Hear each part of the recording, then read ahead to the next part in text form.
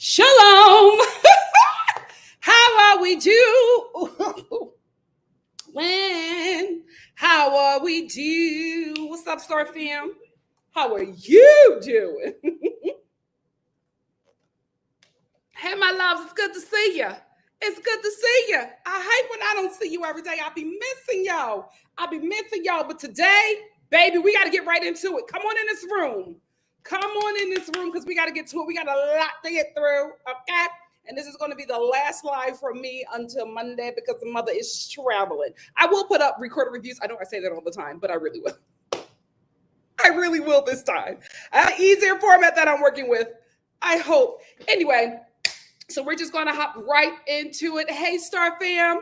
Can't get my individuals, but I love you. I see you, Black Lavender. I see you, NTR. I see you, April. I can't get into it. I love y'all. Let's get into this review. We got a lot going on. So we're going to start off with the Real Housewives of Beverly Hills. Then we are going to get into the return of Porsha. Then we'll get into Jarret and Iyanna. And then we're going to end with Married at First Sight. Let's start off with the Real Housewives of Beverly Hills. First things first. This is my dream team. I'm here. If this is the click, sorry, Crystal, you've taken too long. If this is the click that's gonna link up this season, I'm here for it. I'll take it. I will take it because as long as Sutton is with them broads, she protected. She is protected. So let's get into the Real Housewives of Beverly Hills season 15 episodes. 16. You know which one the recent one, the one we've all watched. So let's talk about Crystal, the ladies talking to Crystal again about her eating disorder. And in this episode, Erika tells in her confessional, she says she wants basically Crystal to get over her eating disorder. Bless you. Stop using all that pepper. She basically wants her to put her eating disorder to bed. Get over it. Let it go. This just confirms what we all have been saying, that they are not compassionate to her at all. They show her no compassion. They give her no grace. Whenever she steps out of line, they check her. They do not support her. Whenever she is in something, she is on her own. And I don't know what it's going to take Crystal to see it, but at this point, I am over her joining with my team. With my dream team. I'm just going to leave Crystal out there on her own because, girl, how much more do they have to disrespect you before you realize that they are not your friends? They are not your friends. Erika has been giving you eating disorder tricks. She's been helping your eating disorder. The way that they have been talking to you has been as if they want your eating disorder, want you to relapse on your eating disorder. They have not in any way shown any kind of compassion, acted like they were friends to you in any kind of way, and you still show these ladies loyalty. You too big to be this dense. Let's move on to one last thing before I do get there. I do want to say, I think that Crystal is, I think she is right to be in therapy for her eating disorder or going back or considering that. I also think that she needs to go to identity therapy. I don't know what that's called. You guys might tell me in the chat, because I say this because I think she struggles with her identity. I don't think that she is in no way ashamed of who she is. I know that she loves her culture. She is really proud of her culture, and she does share a lot of her culture. I think she's moved into that as an adult. I think she's still struggling with how, like when she introduced herself to us, she said that she wanted to be white when she was younger. And I think her saying younger was still like early 20s. You know what I mean? I think now in her 30s, I think she's found to embrace her culture. And that is could also happen with a society shift, you know, the shift in dynamics and power and invisibility. That can also help that pride as well, right? But I also think she's still struggling with that. And I just see Crystal in the dynamics with the Coles Cash Karens, or the Fox 5, or the Sisters. I see her in that dynamic, and I still see her as that young Asian girl who is in this white town, white neighborhood, white school, just trying to adapt to what they want her to be, and not quite fulfilling that, and always in this like emotional mental cycle that they put her in because she doesn't fit the box, because she could never be them. I still think that she's struggling in that area. I will say this show and The Bachelor, all of The Bachelor, The Bachelorette, Bachelor in Paradise, all of that has confirmed for me that I got to raise my kids in a place where they see themselves, not just in their home. They got to see themselves at school. They got to see themselves in their neighborhood. They got to see themselves at the supermarket. They got to see themselves at church. Like these children grow into these adults who are struggling with identity and acceptance to a community that has oppressed them. That just does not work out, especially if you're a woman, especially if you're a straight woman. You're already built to be in love with your oppressor. What are you going to do when not only are you in love with your oppressor, you're also in love with another oppressor and their identity? That creates problems. Let's move on. Raising my kids in a Black neighborhood. Shout out to Druid Hills. Anyway, I love how Kathy comes to Crystal's home, right? I've been loving Kathy this episode. Whatever Lisa Rinna is trying to do, sis, it's too late. I'm on the Kathy train. So Kathy comes to Crystal's home, and I think they cut this scene up because she immediately went into, you don't have to do anything to please the ladies. Wait, what's Kathy's voice? You need to do what's comfortable for you. Don't worry about the girls. Worry about you and what is healthy for you. That's what you need to do. Can I have some crackers? Like, she went right into Crystal's husband was like, oh, sure, I'll get you your crackers. So you want cheese? And like, she was like mid-wisdom, and then she just jumped into needing a snack. I like how Kathy is just all over the place. I'm enjoying her. Too late, Lisa Rinna. I'm on the train. Too late. Speaking of something that I really love this episode, throw your tomatoes if you must, but I really enjoy Cal showboating in her skates, because I've just accepted that Cal is a showboater. That is who she is. I think she's a showboater because she was in a family where her both of her older sisters were, if they weren't like, these Hollywood starlets, they were these Hollywood high society girls, right? And then there was Cal, who married broke Mauricio, who was ethnic. You know what I mean? Like, she did everything outside of her sisters and didn't really have that come up that they did when they were a lot younger, right? She got it now on this show, but I still think that she still, in her mind, walks in their shadow. So she showboats a lot to show that she is as important as well, right? So when she put those skates on, I was just like, you know what? It's absolutely showboating. She was even showboating up her kids. But I love the fact that she was just enjoying, that moment and going back to like her roller skating. And I can absolutely see that. What I really like about Cal is that she is involved in, BH, right? BH history, Hollywood history, and all of that stuff because of the sisters. But she also, got some SAG checks as well. So she is within that community. So she has those relationships. But I really like how when she gets all nostalgic, we take a snapshot into her life, and she's very enjoyable when she does that.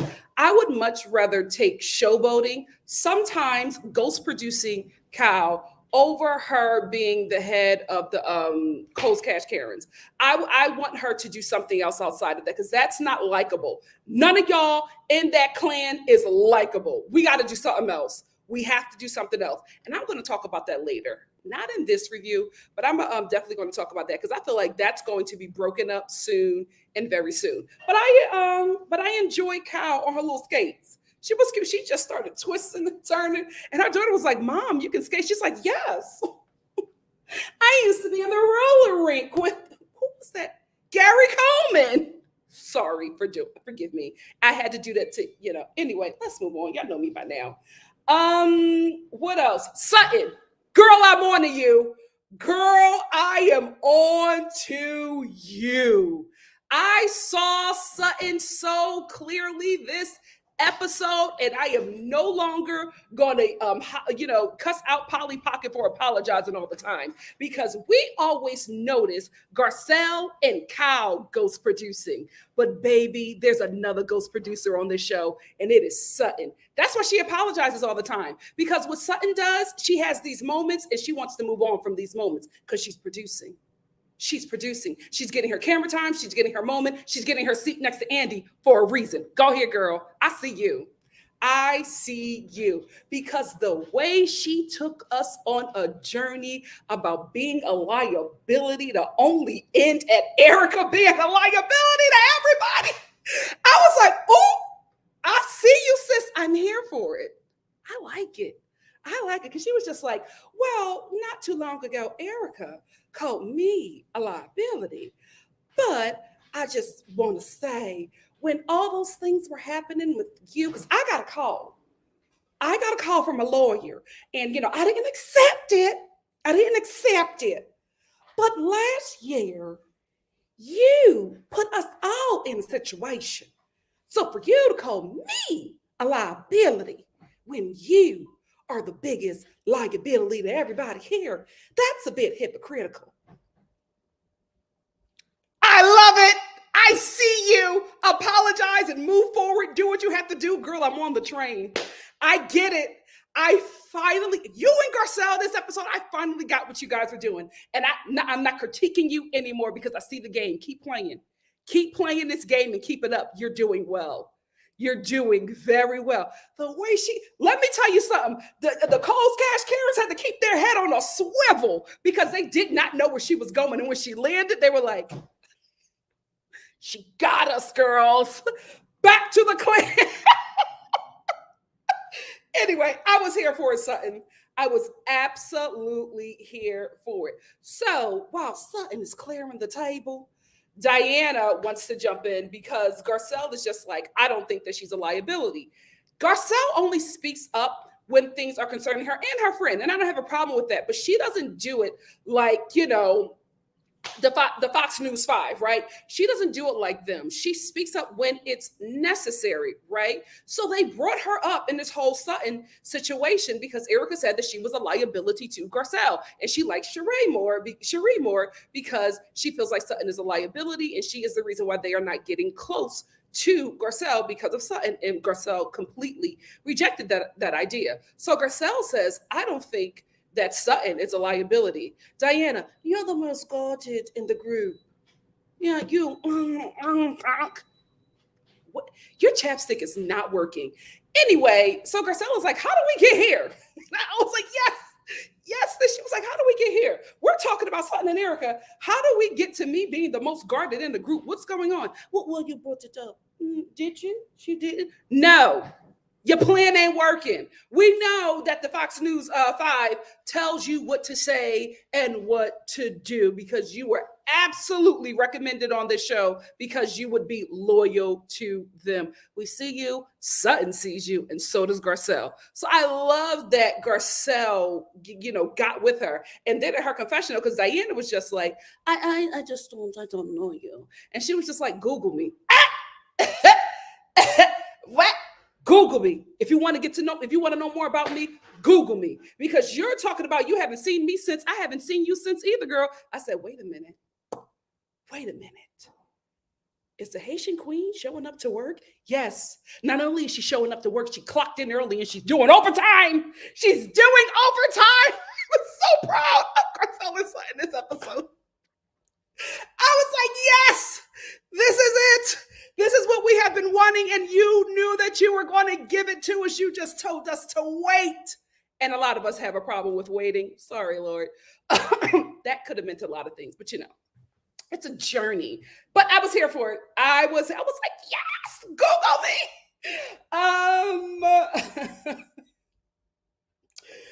So let's talk about how Kathy is team Garcelle. She loves herself some Garcelle.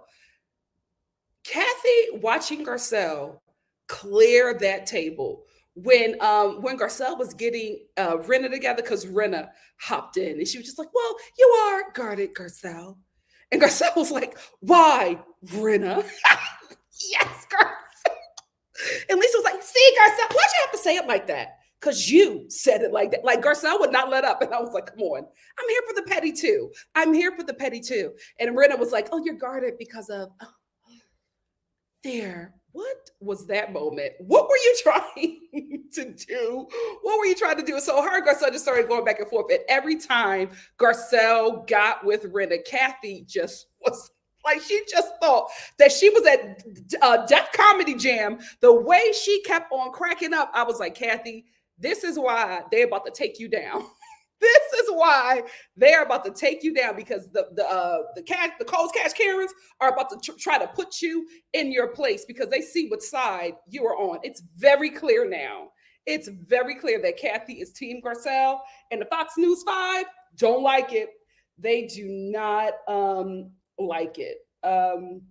Let's move on to a very adorable moment this episode when Dorit's daughter got her father together. Because PK just didn't, he didn't want, his wife on, the skates, because everybody is preparing to get ready for Lisa Rinna's disco theme, Rinna Beauty. I'm trying not to go on tangents, but let me just stick a pin in that and come right here. Lisa Rinna, you are doing the worst advertising ever for any of your brands. I'm telling you right now, you are coming off so mean, so nasty, so rude on and off the show. And you are trying to hawk products to people because you want these people who are watching this show, the million plus people who are watching this show every week, to watch to see what you're hawking them and buy those products. You are being the worst representative of your brand. When Andy puts you on pause, learn from this. Don't be Dorinda and be delusional. Learn from this. I cannot fathom anybody buying Rinna Beauty or the Rinna wine or Harry's applesauce, pasta sauce, child, whatever that is. I can't fathom anybody wanting to buy anything from that bloodline, because you have been extremely nasty to everyone. Like, who wants a dark-sided lipstick? Like, I'm thinking, this is the person who created this lipstick. Is that demonic spirit that's on that show on this lipstick? Thank you. No, thank you. I'm fighting enough demons. I don't need to add another one. So you are just doing the worst advertising for your brand. I hope you do better after your pause, if you ever come off it, because it's happening. Oh, the pause. Oh, what's coming? We're going to hear that real quick after the reunion. Child, and that's when she really going to go off on that Instagram. Stay tuned. Stay tuned.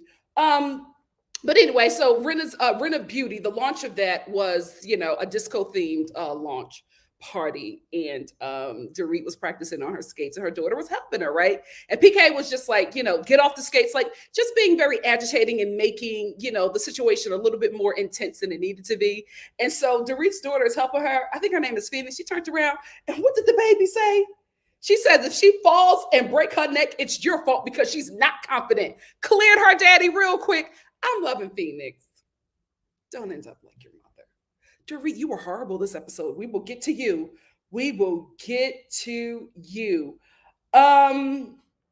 There is, at this disco party, right, there's a lot of focusing on Kathy. And I think the focus is on her because the takedown is coming up, right? Because it made no sense, if you think about it, right, in the context of this episode, for Kathy to get like a whole, 2 or 3 minute scene about talking about being canceled and how you can't say certain things because you'll get canceled today, right?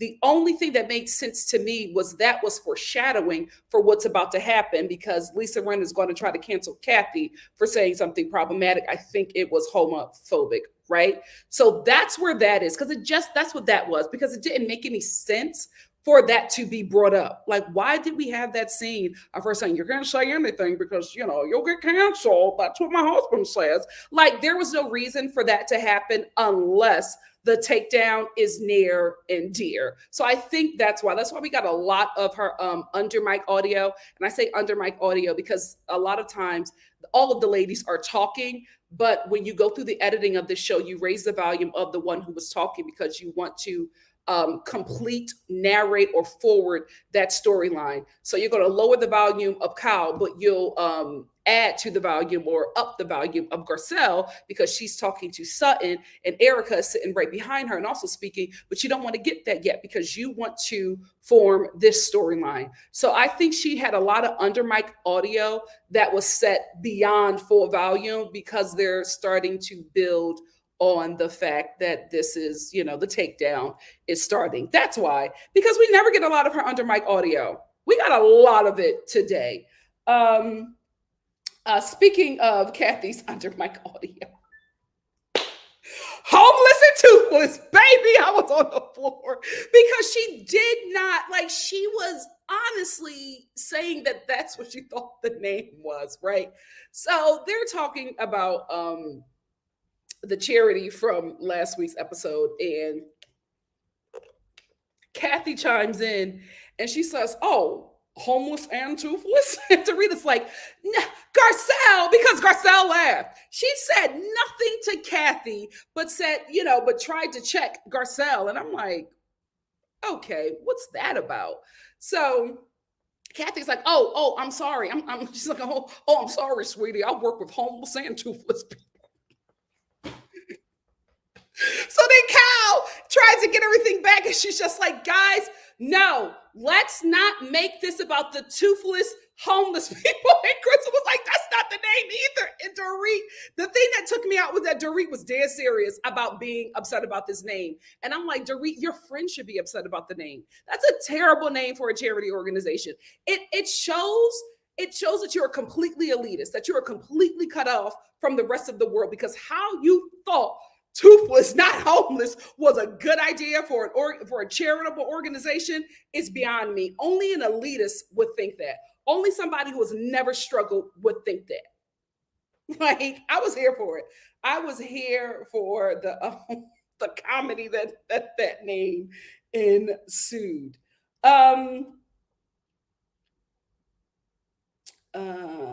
There's something else that I wanted to talk about.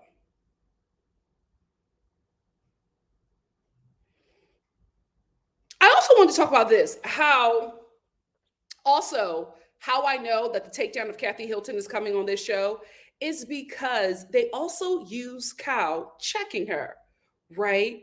They were trying to have a serious conversation about Sutton and Erika and all this stuff before we get to the whole Garcelle clearing Erika moment. And they were trying to have that conversation. I think she was trying to have that conversation with Dorit and the rest of the ladies. And Kathy just kept on, talking to her sister. It was I didn't know what the issue was. I didn't understand why Kyle got so frustrated. Kathy, we're having a conversation. Not Kathy, we're having a conversation. Then Kathy gets up and leaves. And she says, I think it's to Dorit. She says to her, what's wrong with her? Why the hell are you talking about your sister to somebody that's not your kin? Why are you dragging your sister to this woman? That's your problem with the queen of Real Housewives of Beverly Hills, Kim Richards. That was your problem with her. And that, I think, is always your problems with your sister. You are so ready to drag your sisters to every and any problem. Anybody. Real problematic. But that, along with us getting a lot of her under mic audio and the whole cancellation thing, just lets me know that the takedown is coming. The takedown is coming. I got Kathy, toothless and homeless.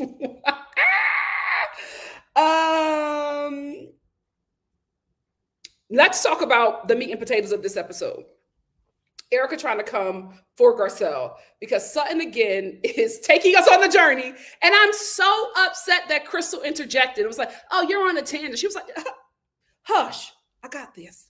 Because that's what Sutton does, right? She takes us on a journey. She does this whole thing. When I was on a farm birthing cows, the cow came out with all of this yuck and guck on it. But when you wiped off the baby cow, the venison, mind you, you see that it's something new, a new birth. And that leads me to the new birth of Sutton. I'm clearing all you hoes today. She does those things, right? And Crystal knew what she was doing. And Crystal interjected, Sutton don't need no help. So I don't need no help, Crystal. You need help when you try to come for them ladies that ain't never been your friend. But Sutton don't need no help. She got this. And I'm glad that she told you to hush and let her do what she was doing, right? So while the ladies are trying to come for her, Garcelle jumps in because, again, that is her friend. And when something is speaking about a situation that she's involved in, she is going to speak on it. And all the ladies turn on her, and she's just like, and they're just like, oh, well, especially Brenna jumps in, and she's just like, no, son, you need to take accountability because, and that's not me having her back. You just need to do it. What is wrong with you? You're at work. Like, this is not the character that we all started going up for. I don't know what's happening. You can't blame it on your mama because you've been like this for some seasons. So I don't know what's going on with the money scheme that the cold cash Karens have been working on, because it's something. I'm telling you, it's something nefarious keeping them all together. They're not besties like that. It's something that it all done. And Erika is at the center of it. Child. Anyway, so she was just so nasty to Sutton. And then Garcelle jumped in, and then Erika was just like, see, this is what happens. You always jump in for her. And she was just like, listen, Erika, the way you treat people, I am not close to you because of how you treat Sutton. And that is my friend. If I see somebody mistreating my friend, I'm not going to want to be, friends with them. And that's the truth. That is the truth. Anybody see somebody attacking their friend, you're not going to be like, well, I want to hear the side of the person that's beating my friend down. Like, that just makes sense. And then she starts talking about how in her confessional, she's just like, I would, if Sutton wasn't even my friend, I still would not be close to Erika because of how she treats everybody. Then we get into Erika. This scene made me cringe. Here is why. Because Erika thought that she was doing something. Oh my goodness, the way this backfired. Oh, it was so cringe. Because she looked at Garcelle and she was just like, because they were, talking about the issues that Erika and Sutton had. And she was just like, yeah, well, it's because I have a drinking problem. We'll get to that later. And Garcelle was like, what? And Garcelle was like, what are you talking about? She was like, well, you're going around telling everybody that I have a drinking problem. And it wasn't because you really cared for me. What the hell was that? Like, you did something. Garcelle clocked in. She shifted that afro, and she was just like, well, yeah, because you're going around drinking and adding these pills to the drinks and then telling everybody that you got a problem, and then you're acting a whole fool every time we see you. So it was out of concern. Were you concerned for Erika, or were you just trying to make me look bad? Erika, I don't have to make you look bad. You do that on your own. The Fox 5. Head on swivel, because she got y'all together. Garcelle just clocked in. It was so much happening. Like, everybody was jumping in, and Garcelle was like, okay, let me get you. Hold on, Sutton. She just got everybody together, and Sutton and Kathy was eating it up, because even Dorit tried to bring a division between Cal and Garcelle, and she was just like, well, yeah, when we met, you told me not to be like Cal. I'm sorry, she didn't do that. She was like, when we met, you told me, don't be like Cal, don't be like Cal. And I was like, Dorit, there is something very sinister about the way you are reenacting this moment. It's beyond sinister, right? It's sinister and it's bigoted, right? What you're doing, especially you and Rinna, calling Garcelle defensive, then also saying, then also reenacting this moment as if she was aggressive, combative, with this whole finger thing, like she was seconds away from hitting you. Bravo. That's how I know you're going to either be cut from the show or drop down to friend of, because the way Bravo protected Garcelle with that flashback, all she said was, don't be Cal. Don't be Cal. How you got this? Don't be Cal. Don't be Cal. Extremely bigoted. Very typical of a Coles Cash Karen. Extremely typical.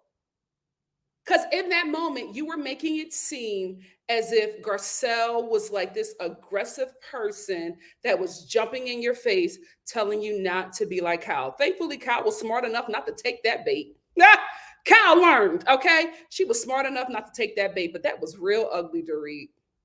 Real ugly. So when that diamond is snatched, the black community will celebrate. What else did I want to talk about?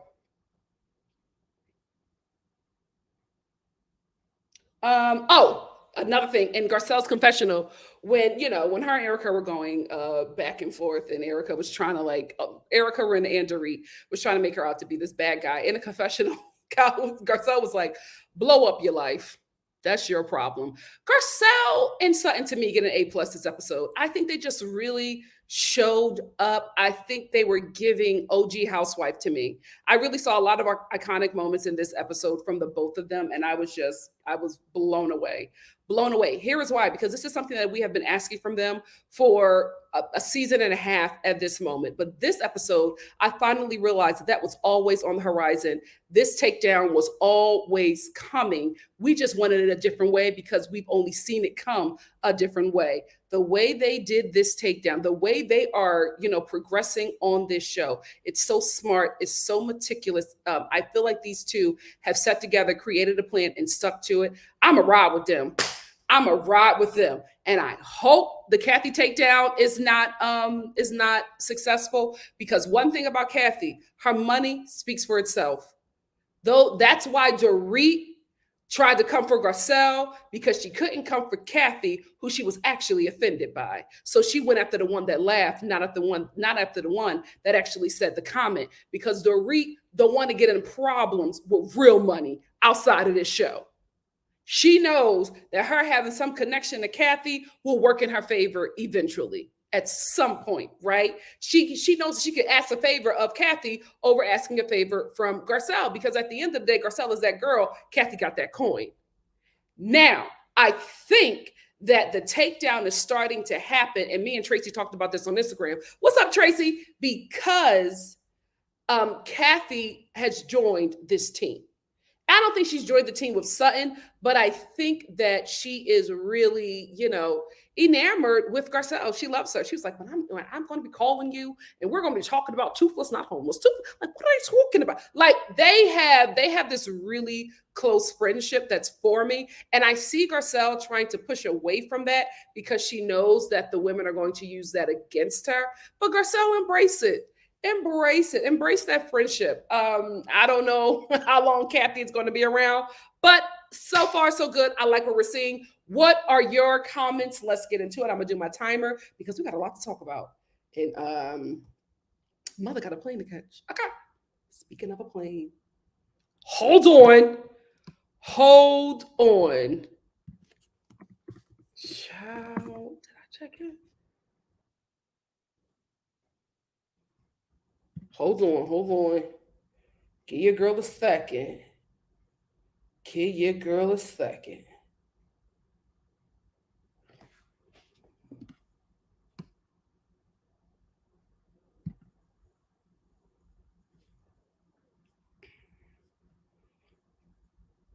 Oh, okay. Okay. Did I do it? I think I did it. Okay. Yes, that's all I want to talk about. Let's get into the comments. Sorry, guys. I was just like, let me get that together and let's start our timer. I'm gonna get some newer comments. Oh, let me get my super chats first. I'm getting some super chats. God is good. God is good. Let me address my super chats and then I'll get into the comments. We got a super chat from Mr. Rogers. Where is it? Here it is. Mr. Rogers, thank you so much for the super chat. Mr. Rogers Neighborhood Watch said, if someone tried to dictate to me who or how I can be friends in order to be my friend, they can kick rocks. Tell it. Garcelle ain't that feeble-minded. I know that's right. Let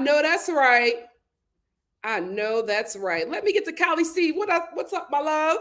Callie Steve said, the way the false Fart Tuesday treated Kathy is a sign of the planned takedown. I think so as well. Callie Steve gave your girl another super chat.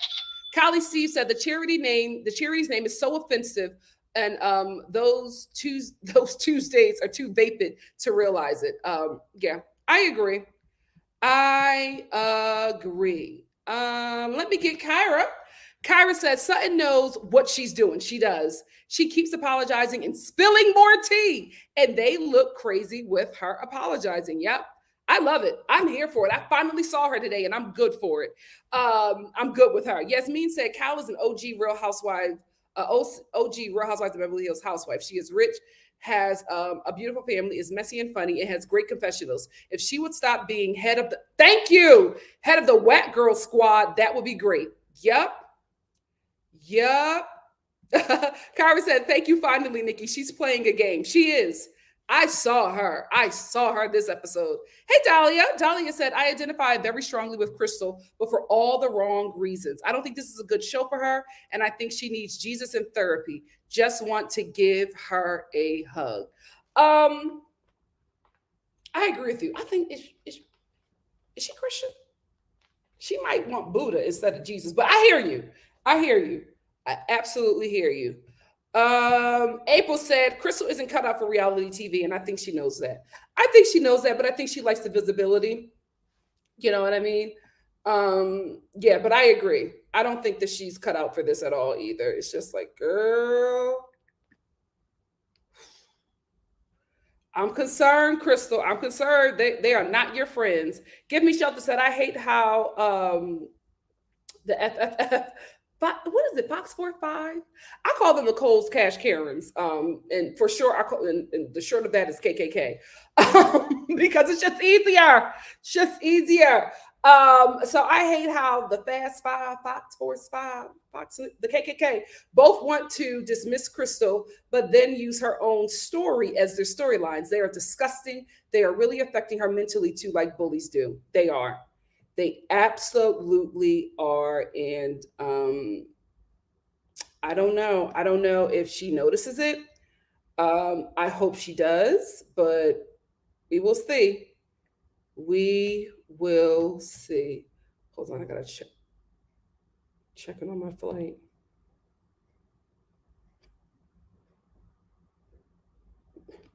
Baby, baby. Me too. I know she's good for the show. I just think she's on the wrong team. Hey, Tracy. Tracy said 100% believe Rinna is setting Kathy up. I think so too. And I think, let me tell you something. Rinna is setting up Kathy. Kyle is the head of that. Kyle is the one who is spearheading this takedown, but she does not want to be the face of taking another sister down on reality TV, especially Kathy Hilton, because she's big on and off the show. Right. So she doesn't want to be the head of that, but she is absolutely propping up Lisa Rinna for this. And I feel for the takedown. And I'm telling you, I feel like if that diamond is snatched away and Rinna starts missing that money, you know what I mean? And, you know, she got filed for Section 8. I feel like she's going to start talking. And we're going to find out how much Kyle has initiated a lot of takedowns on this show. Tracy also said, I don't believe Kathy said anything crazy. I think Rinna twisted her words. Absolutely agree. Momi said, Sutton's not very articulate with her producing, but she was right. Viewers already know that it's stupid for Erika to call somebody else a liability. She has multi-million-dollar lawsuits left and right. Is it that we don't think that she's producing properly, or is she producing so well we can't see it? Because I didn't see it until this moment. I was just like, this is why you're always apologizing, because you are creating moments. And I think the KKK see that, right? I think the Coles Cash Karens, I think they see that. And I think it bothers them because it works for her. And because she can do it on her own, they got to work together to get a moment. But Sutton just comes out and says, well, a lawyer called me. Yeah, it's about a deposition about you scamming some more kids. You know what I mean? Like, that's what she does. And she's like, oh, Erika, I'm sorry. I thought that this was common knowledge. The KKK see her and they don't like it. Carrie Conversation says, it's clear that when Sutton and Garcelle is winning a certain argument, someone else jumps in to start a new argument. Every time. That's what it is. I think that's what it is. I think that Cherie, Tracy said, Cherie is giving Pick Me energy, so I see why they like her more. That's what I think is happening. I think that they like Cherie more because they realize that they can manipulate her, because Cherie needs this check. You know what I mean? Like, why else would she have her Cash Apps and, Venmos and all that stuff in her Instagram or whatever? And, like, she's doing that because she needs the money. Like, why else would anybody else do this? Hello. Hello. Listen, I got to decorate my house for the fall. Help. I'm used to decorating apartments, not McMansions. This is a lot. This is a lot of space. I got a lot of corners to cover with leaves, okay, and pumpkins. So I think they know that they can go after her because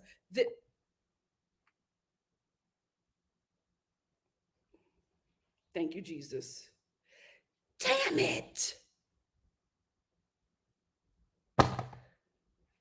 I just checked into my flight. Southwest, I'm just gonna give Southwest that money. I'm just gonna give Southwest that money. Because why the hell am I in group boarding, group B? Why? I just thought of a way to get pre-board. Anyway, how the hell?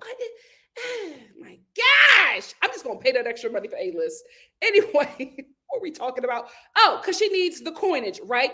And I think they know that they can manipulate her so that she will do what she needs to do so that she can replace Sutton. Because I think that's what they're telling her. I think they're telling her that if you do this, we will assure you Sutton's spot. So that's why Cherie all of a sudden out of nowhere is coming after Sutton. Like, girl, what's your beef with Sutton? You loved her in the beginning, right?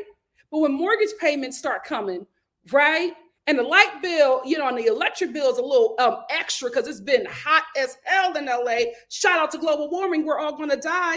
I'm sorry. Let me stop. We're not. We're going to survive this. People of color, you better, you got to do what you got to do. Your ancestors gave you cheat codes. You know how to save this world. You better start clocking in. Anyway, I think that's exactly what they're doing.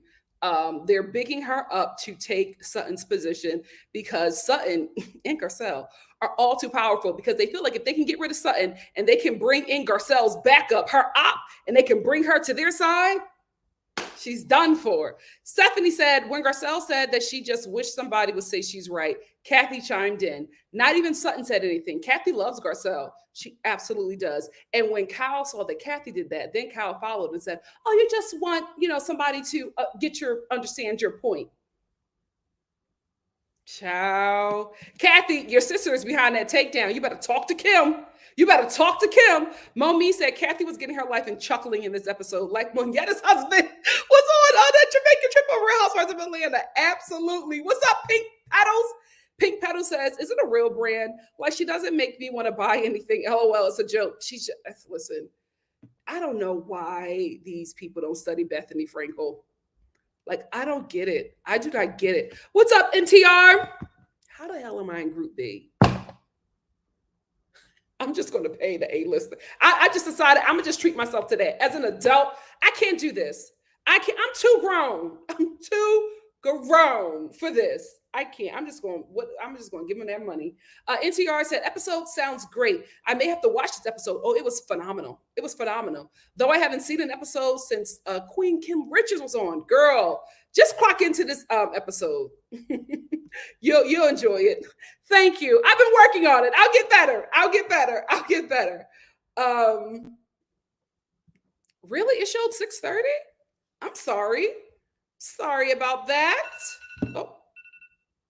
That is my timer, but you know what? Because of my Southwest stuff, I'm gonna give a bit more time and then we'll get into the return of Porsha. I'm gonna give us like 5 more minutes. Why not? Sierra said, Nikki, do you see how Sutton is the inspector of the show? I do. That's why she's Inspector Strack and Garcelle's Detective Bouvier or Bouvet. Y'all told me I'm saying her name wrong, but I like Bouvier. Imagine a scripted show starring them. I'd watch. You know what I need? I need the little Asian girl on TikTok who said that something was racist. I need you to come out with some receipts because you did that video. All of a sudden, everybody started going to your TikTok. You deleted it, and now you act like nothing happened. Girl, let us know what the tea is because we like her. Let us know. I feel like you're pulling the crystal. What did she say? What did she do? Let us know. You better stop playing with them adults. Stay in a child's place. Let me get this super chat from Stephanie. Hi, my love. Stephanie, thank you. Stephanie said, I know Garcelle doesn't need it, but it would be nice if Sutton would speak up more when the Fast Five, Fox Force, Fox, the KKK are going at Garcelle. Garcelle always defends her, and she just sits quietly while they call her a liar. I agree. I agree. I want Sutton to defend Garcelle a bit more. I'm not saying that she doesn't. I want her to do it a bit more like Garcelle does. Hey, Christy. Christy said Kathy loves Garcelle, but never shows up to her events or anybody's. Look how long it took Kathy to show up to an event. We just started seeing her. Hey, Aubrey. Aubrey said, OMG, I can't believe I missed this live. Let me just cancel my appointment. No, don't do that. But she got 2 kids. D said, but Cherie has a better chance staying on the show riding with Sutton and Garcelle, but only as a friend of. She's trying to take her spot. That's what they told her, I believe. You're right on time, sis. You're right on time. Yeah, it was real suspect. And I was like, you got to be doing this for money. You got to be doing this for money. Yes, you can watch it. It's Latasha. You can watch it on Bravo's website. Every day they air the next episode on their website. That's how I used to watch it. Sebastian, thank you for, oh my God. Sebastian, thank you for the super chat. Sebastian said, Kyle better be careful. Oh, Stephanie, I love you. Kyle better be careful. Kathy is more dangerous off this show than on, especially if she finally lets Kim. Oh, that book. I'm going to do a live reading. Girl. We're going to get into it. Thank you so much, Sebastian. Also, we got a cash app from Stephanie. Ew. Thank you, Stephanie. Stephanie said for a bottle of wine for this week's felon dating game. Sis, don't be mad. There will not be any felon dating game. Here is why. I'm going to be, probably landing when the show comes on, and I won't be able to watch it. So I'm going to have to watch it on Saturday, and I don't have time to do a live. So I'm just going to film something real quick. I'm so sorry, but we will do felon dating game next Friday. Let me get this last comment from Momi, and then we're going to get into the return of Porsha. Momi said Sutton can't handle it. When she tried to do on Watch What Happens Live by putting that table business out there with Rena, those ladies acted like Sutton said that she robbed the place. Absolutely. Let's get into the return of Porsha. So shout out to Tiff. Hey, Tiff, who sent me this tea today. And I was like, oh, we got to talk about this. So this is all alleged. This is from Bingeworthy on Instagram. They say, rumors have it. Where is it? I want to read it from my phone. Rumors have been circulating about the Real Housewives of Atlanta fan favorite Porsha Williams allegedly making her way back to the show its upcoming 15th season. According to the popular blog sites, Bravo is feeling real generous and allegedly offering Porsha $5 million to come back to Atlanta. Atlanta Housewives, hoping that she'll bring her fans with her. Do you think that she should come back and finally get real about her relationship? Thank you so much, Bingeworthy and Tiff, for providing this tea. The reason why I want to talk about this is because I absolutely believe it. Let me tell you something. The Real Housewives of Atlanta and Below Deck, the regular one and Mediterranean, are keeping the lights on at Bravo. The numbers that the Real Housewives of Atlanta are doing right now, this is not normal. I love this show, right? I love the Real Housewives of Atlanta, but I have to be honest here, right? Not that Porsha, not that she is the star of that show, but that she works well in that ensemble. I love that we have a woman on the show who's of a different, you know what, this is a really big wasp flying in my backyard. How do people live in nature? I just cannot do it. But I love having a housewife of another culture on this show. You know that I've been pushing that. Sanya is not bringing what Porsha brought. We got to be real, right? The way these ladies interact with each other as an ensemble worked better with Porsha in the mix. Marlo, I'm sorry, you're bringing the show down. I feel like what's going to happen is that Porsha's going to come back, and either Marlo's not going to want to be dropped down to the friend of. She's either going to be gone, or this will be her last season with Porsha. Because if Porsha in that contract says I will come back, but Marlo got to go, Marlo was gone. Here is why: that ensemble worked together well, and they got those numbers up. Because this is the thing, guys. I'm gonna tell you right now, networks don't give a damn about these shows. They do not care. Y'all are the ones who are like, oh my God, they canceled this show. My favorite actor, my favorite reality TV star. Oh my God, I love that story. I love the journey. The networks don't care. They care about money. They care about how much money Nabisco is going to pay to play a commercial during the Real Housewives of Atlanta. Now, Nabisco, back when Porsha and Nene and all them was on, was giving Bravo 10 million. And now they're saying the views are coming down. The ratings are coming down. Not that many people are watching that show. I'll give you 2 million. Because that's what that commercial during that show was going to get me. Bravo is going to respond to that. That's how these shows stay on, right? That's how the networks make money. The networks make money from commercials, not these shows. They make money from the commercial. They don't make anything off of these shows. They just make money by the brands that are paying them to play their commercial during the show. So if a show gets canceled, if your favorite star is removed, or if something is shifted, if a plot is changed, they don't care. They just want to make sure they're creating a show that companies will want to buy advertising time on. And I'm telling you, if they are negotiating with this woman for $5 million, that's because they know they're going to get $5 million plus back when she brings her viewers. And I don't even think it's her bringing her fan base. I don't think that's what it's about. I think people just enjoyed watching that ensemble work together a bit more. That's all it is. It's not, the show won't do well without this person, because everybody said that about Nene, right? We love Nene. She was fun on the show or whatever, right? She wasn't fun at the end, but they worked together well as an ensemble. And when they didn't work, everybody was like, oh my God, the show is not going to do well. And the show still did well because we enjoyed that ensemble.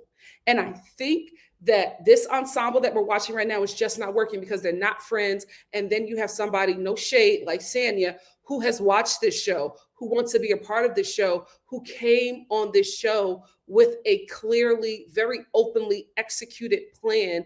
And it just was planned poorly because we can see it. It's like she's on the show like she's a fan, and it doesn't feel organic. This show only works if there's history, if there's some kind of relationship there. None of the ladies really know Sanya, right? The one person who said that she was her friend, she became her enemy in an episode. So it's just not really working. We need people who have history. We need people who know all your tea, right? We need people just like, oh, you wasn't talking like that 10 summers ago when you was banging that dude to pay your rent. Like, we need somebody who got that. You know what I mean? And I think if she does come back, I think we'll see the numbers that we should see. And please don't bring up COVID seasons. I don't think that anybody should be judged by a COVID season. I think they are absolutely negotiating with her. I think $5 million is a bit generous. I think that is something that her agent and her publicist is putting out there so that they can see the response of that and take that back to Bravo when they're negotiating her paycheck. I think that's a bit generous. 3, maybe 5. I don't think so, but I think that's the work of her publicist and her agent. What do you guys think? Let's get into it. Let me put on my timer. Let's get into it. Hey, Asatu, what's up, my love? Thank you so much for the super chat. Asatu said, I prefer Marlo over the grandma beater. Oh my gosh. Oh my gosh, Mar. Thank you so much, Asatu. Ooh, sorry, family, don't ever change. Don't ever change. Did I get this already?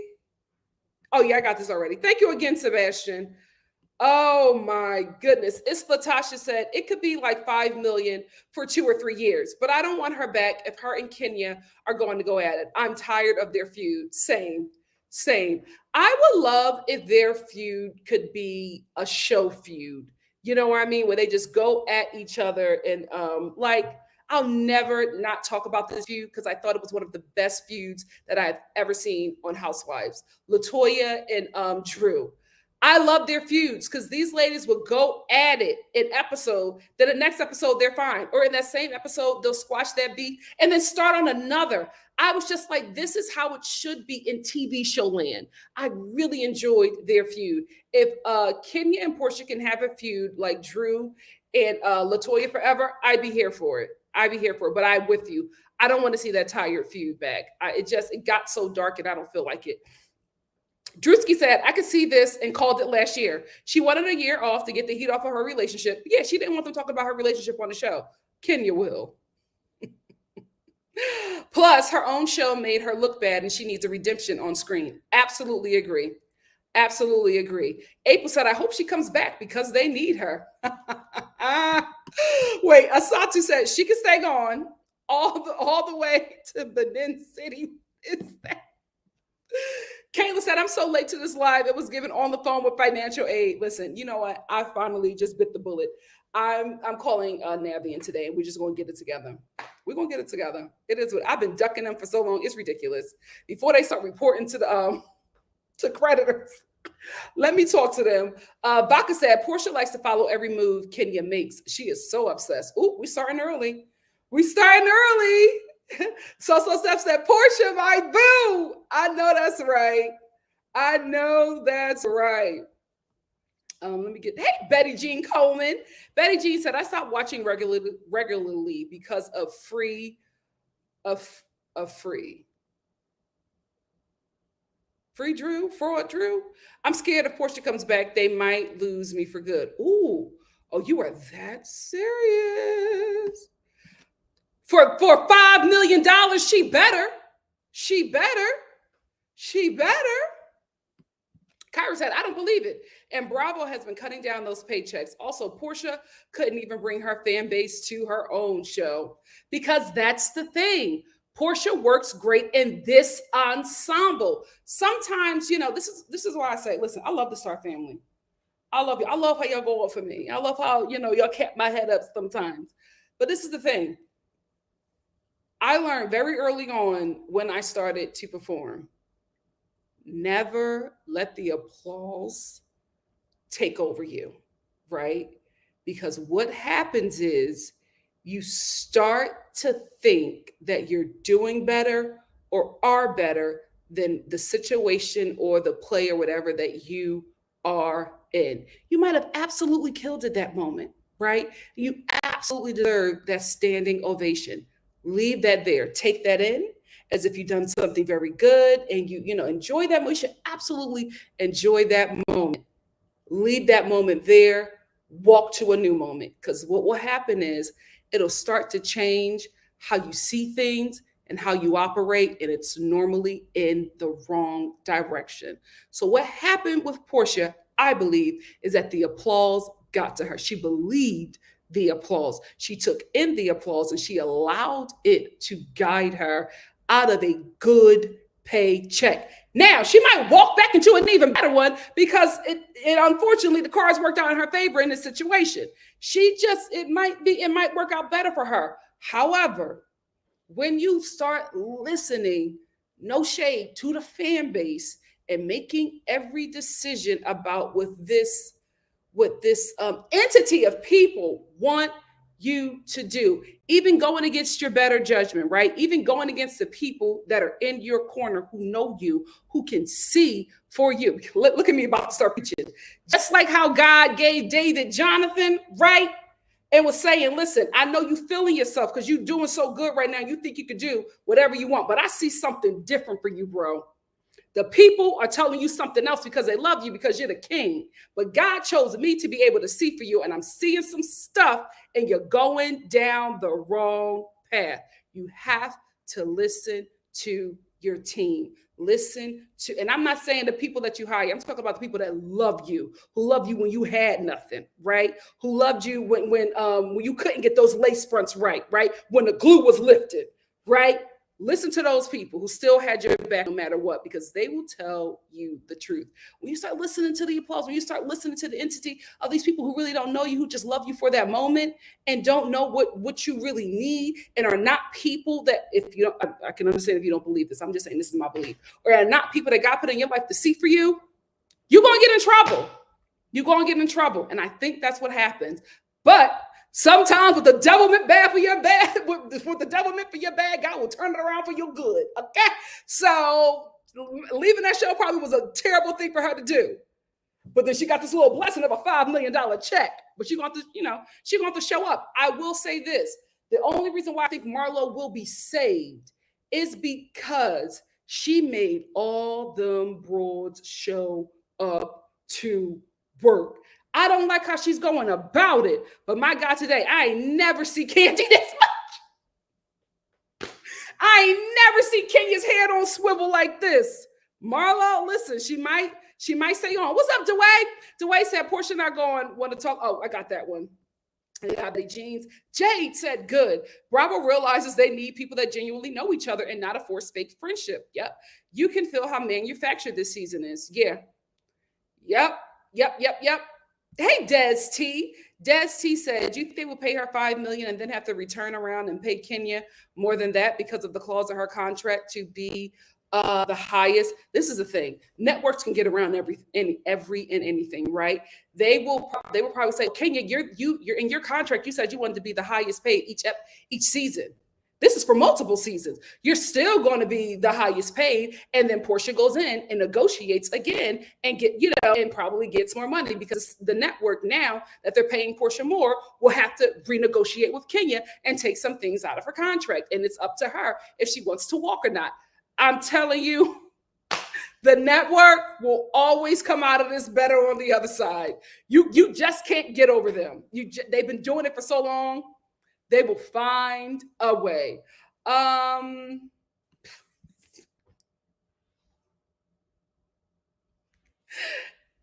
what? So where did you be finding this stuff? So it is always you. I am telling you, no matter what chat we are in, So Seth will come with some tea, and you'll be like, what? How did you find this? Oh my goodness. JG said, Porsha actually is entertaining. She is comedic relief. Listen, when she not messing with other people's husbands, Porsha, we got to tell the truth and shame the devil. That timeline was weird. She's quite funny. Dahlia said, I don't know, Nikki. New Jersey filmed during COVID and the season was good. Never even noticed it was during a pandemic.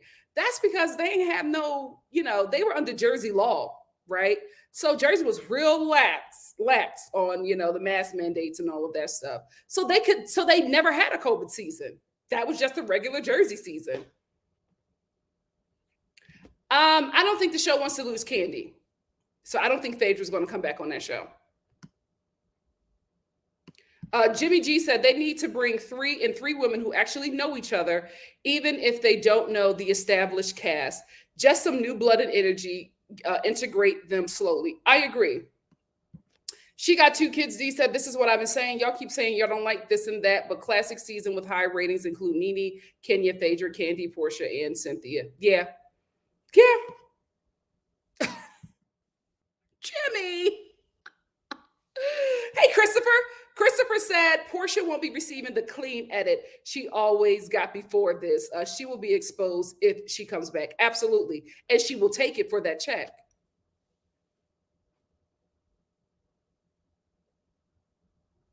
Now, if she's negotiating $5 million, even if she was Simon, I don't see my good sis walking away from that.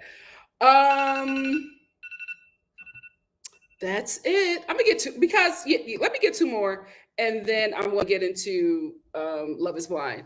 Miss GG88 said, Nikki, I get it about people doing well in a certain ensemble. Seinfeld is one of my favorite shows, but when the show ended, none of them could keep their individual shows going. Maybe only Elaine. Yeah.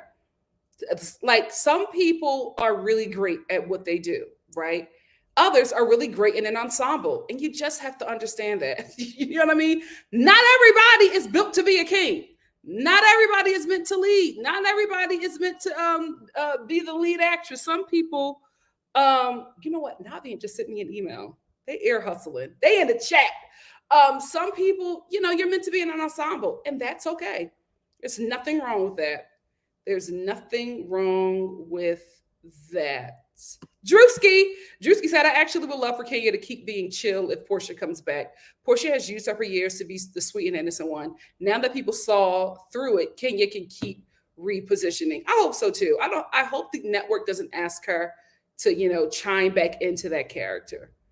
I hope not. Absolutely. Guys, can we talk about it? Onyx said, Andy loves Porsha, so I'm sure she will be back.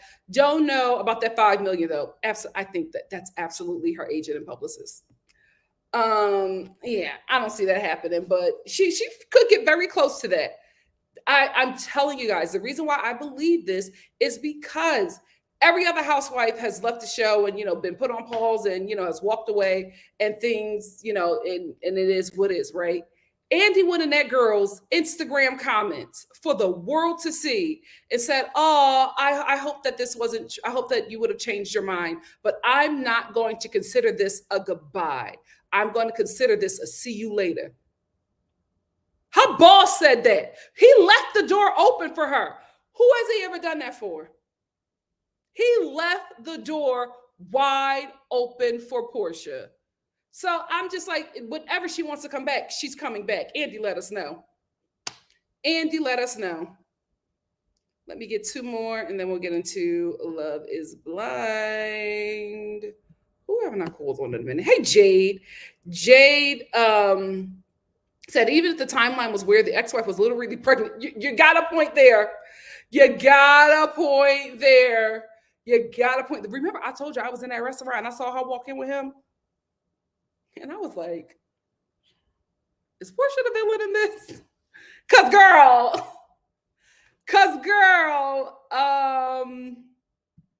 Tony said, no new blood, they ruined the show. I think unlike, I don't think that's necessarily true for everybody, because look at Sutton, look at Garcelle. You gotta get the right new blood. And I don't think Real Housewives of Atlanta have been able to do that just yet. I think LaToya Forever was good new blood, but she was just all over the place. And she made that racist comment towards Simon's ex-wife. And it just, it put a nail in her coffin on that show. April said, love you guys. I'll see you on the next video. Got to get my son off to school. Have a wonderful, safe rest of your week, Nikki, with your travels. Thank you so much. Thank you all so much. Still on pause. And she'll know. She do not know. Let's get into Love is Blind. Y'all know what we're going to talk about. So, and then we're going to end with Married at First Sight. So, I believe, yesterday? Jarret and Iyanna posted the same message on their Instagrams about their relationship ending. So, child, thank God for a phone protector. Iyanna posted this. I only got Iyanna's because, girl, I know you wasn't the problem. Iyanna said, what's going on, family? After much thought, we're saddened to share that we have separated and will begin the process of divorcing. While we have love for each other, our lives are going in different directions, and that's okay. Coming to this decision was far from easy, and we will always wish each other the absolute best. We hope you all will give us more space as we close this chapter of our lives. Thank you to our close friends and family for loving us both throughout our experience. To the Love is Blind family and Netflix, thank you for this unforgettable opportunity and support. Each of you have brought overwhelming love and joy into our lives. This experience has taught us so much about ourselves, vulnerability, and love. We don't regret a single thing. Now that they're divorcing, I can talk the truth. Ma'am, you should have never married that man in the first place. He was in love with that white woman. He was in love with that thick white woman. You should have never married that man. He did not love you. You are not his first choice. He did not want to pick you. He made that decision, I feel like, to stay on the show and be the nice guy. You should have never married Jarret, sis. I'm glad you've learned. I'm glad you got the visibility from this show. But sis, we all saw it. We all saw it. He did not want you, even when he went through, even when he went on that vacation with you and was sleeping with you. After we found out that at the reunion that y'all was sleeping when y'all was on the pre-honeymoon. Y'all were already having sex at that point. And he was sitting there at that bar with Mallory flirting with her, talking about, yeah, I knew you wanted a gold ring. I knew it. Girl, you should have never married that man. You should have never married him. But I'm glad that it seems that something good has come out of this for you, because you have this visibility, right? You still, I won't call it 15 minutes, because I think you are such a kind person. I think your fan base will stick around. I hope you use this visibility for something, and I hope that it's used as a platform to uplift you and get you out of, whatever financial situations you are in. And I hope you're able to expand on the visibility that this show gave you. But girl, he was never a husband. It was never a husband. And I feel so bad for Jarret's father, because his parents knew, right? His parents knew. They know the child they raised. But they really thought that somebody, and families do this all the time. Y'all know y'all got a rabble-rouser vagabond of a child, and y'all see somebody good and kind and wholesome and sweet, and that is who you want as the in-law that any of your children will bring in. And you see that person is somehow attracted to your child. You latch on to them, right? And you become family to them, and you start counseling them and talking to them and teaching them how to be a partner to this vagabond, rabble-rouser, gallivanting child. And I feel bad for those parents, but I'm just like, you knew. That's why y'all latched on to Iyanna so much, because y'all know who your son is, right? And y'all wanted him to be with somebody like Iyanna, even if it meant that he would hurt her. Y'all wanted him to be with somebody like her, so that he could be tamed, or just be who y'all want him to be. And you saw that in her. And a lot of families do that. Child, I've had my moments. I was just like, no, don't. I had a lot of moments like that in church. It was just like, oh my goodness, my son, your son is the devil. And you want me to be Jesus Christ to come and save you? Absolutely not. Let him be in them streets, not with me. And you will not use the word of God to convince me any other way. So I absolutely understand that. But at the end of the day, they knew. That's why that dad was doing all that crying. He knew. Iyanna, I'm glad you're free. Jarret, not surprised. What do you guys think? What do you guys think? Vagabond. He got a vagabond spirit. Miss Brown Sugar said, not completely surprising, but have to say that there are plenty of marriages that start off more shakily and grow. Absolutely. But there is familiarity there. There is dating there. There is relationship. They were on a show, an experiment about getting married. That's bound to happen, right? And I honestly think that probably in the real world, if Iyanna saw all those red flags from Jarret, I don't think she would have continued a relationship with him. But you're in this process, you're on this experiment, you're getting paid money to stay in this, to stay on this show. We have to be real here.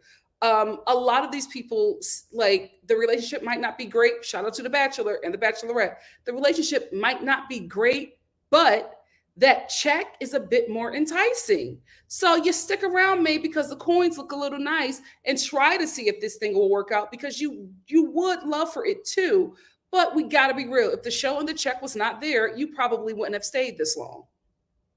That's just the honest truth about these shows. Hey, Sarah. Sarah said, that's crazy because I just saw Iyanna on TikTok bragging about her marriage like less than a month ago. Yeah, the contract expired. The contract expired. Like, the clause is done. They can start talking now. It's the same thing that happens with The Bachelor and The Bachelorette. As soon as that contract expires, next thing you know, joint Instagram breakup post.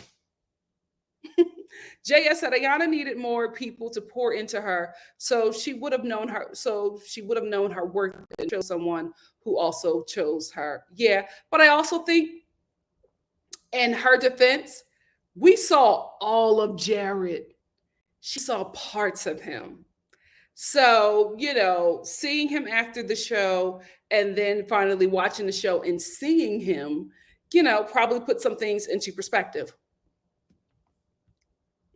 Hey, Kayla. Kayla said Iyanna was in the fans' comments gathering them for talking bad about Jarret. She's talking some divorce doesn't mean I hate him, blah, blah, blah, blah, blah. One, that could absolutely be how she feels.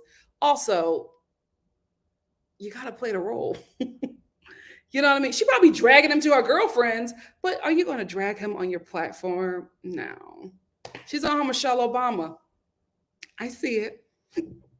I see it. Brittany said, I know his parents are so sad. His dad was so happy and kind. Really, because he wanted his son to be with an Iyanna. Onyx said, I was honestly waiting on them to announce it. They always posted pics together and then they just stopped. Clear sign it was over. Yep. Brittany said, popped in at the right moment. I know that's right. I know that's right. We did. Weren't we? This is why I love us, right? Because we were doing, we were putting it on for heirs. We knew what was coming, but everybody was just like, I'm glad it worked out. I'm glad that we were wrong. We all knew. We all knew. Yes, Miss Brown Sugar, that's in the beginning.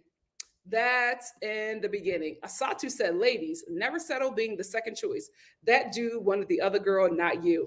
I didn't know that my mom watched the show. And when I was talking about it, I was talking about somebody else about it. And my mom was like, yep, I know Mallory is in the corner waiting for Jarret to give her a call. I was like, I didn't even know you watched this show.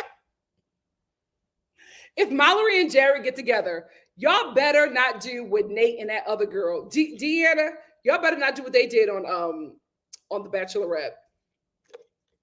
Y'all can't go public for like 6 years. Y'all can only go public when y'all kid is like 4. Baby, if y'all do go public, y'all get off of all social medias. Ciao. Ciao, ciao, ciao, ciao, ciao. I got that one. Lee B said, if Mallory isn't married or pregnant, they'll end up you and my mom. You and my mom. Me too. I was actually shocked. That they were together at the reunion. I was like, oh, okay. Okay. Hey, Amerio. Amerio said, I knew this was coming. I was hoping they wouldn't get married on the show. I just didn't see it for them. Iyanna deserves better. Absolutely agree, which is why she is not going to publicly drag this man. Why? Because look how everybody loves her. She needs to continue to play into reality TV, America's and the Globe sweetheart, right? Our reality TV sweetheart. Continue to play in that because that will be extremely profitable for you. And it will get you into rooms that if you were dragging Jarret in the comments, wouldn't get you. So good for you. Good for you, sis. I hope you got the right team around you.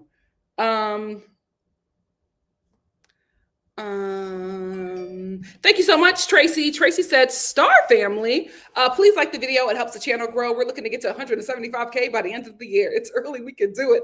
I know that's right. Also, check out your girl on NikkiStar at home. That's my home channel. And the banner looks like this. I hate when I bring it up and I don't have the thing ready. Where is it? There it is. NikkiStar at home. Yeah, that's my home channel. I'm doing good over there. Thank you all so much for subscribing and sharing. New people are discovering your girl.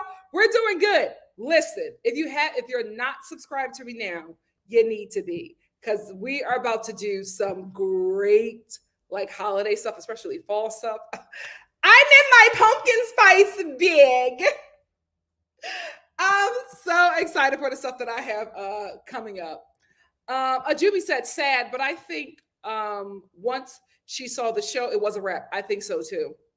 I don't think it was an immediate wrap, but I think watching the show, you can't get that out of your mind that you were never his first.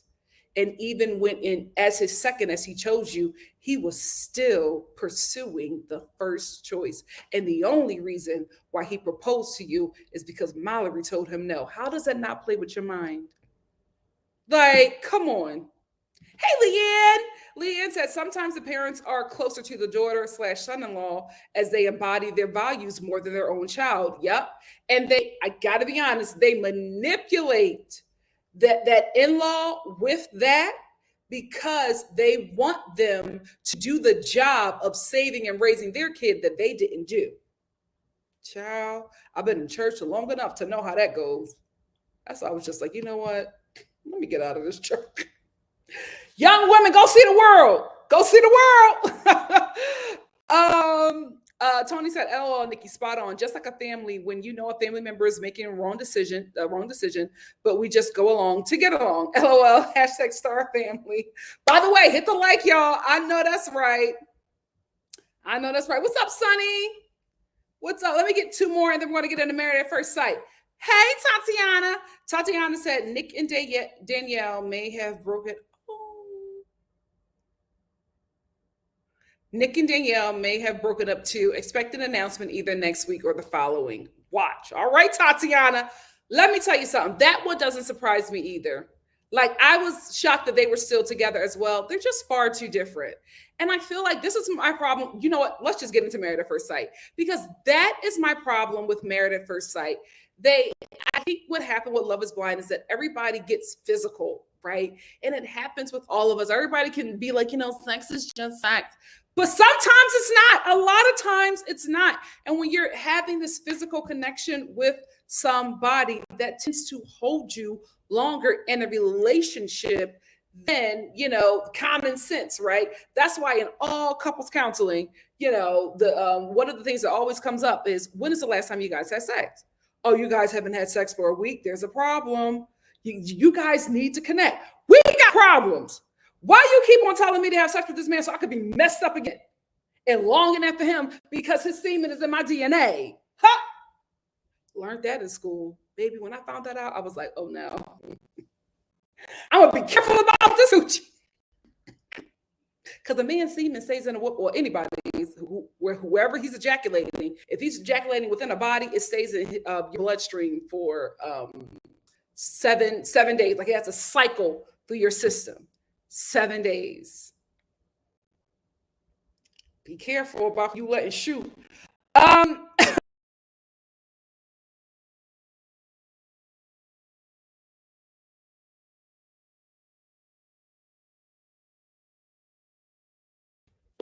See, that's why I need to stop talking crazy, because I got kicked out of my own life.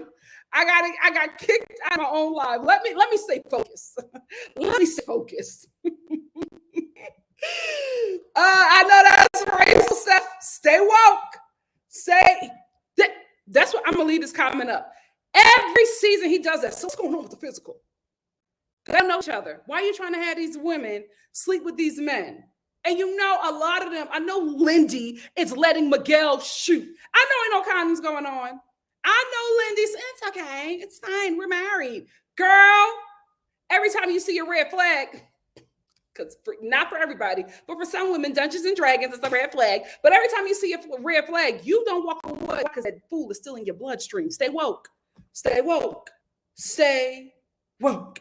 Anyway, let's get into Married at First Sight. Still Team Morgan, but sis, you got to give. I am still Team Morgan. Let me bring that couple up. Still Team Morgan. I like her. I think that Ben was absolutely wrong, but why is my mom sending me something from T.S. Madison? Child. I did not delete my Married at First Sight, people. Did I? I didn't. Still Team Morgan, right? I like her. I absolutely do.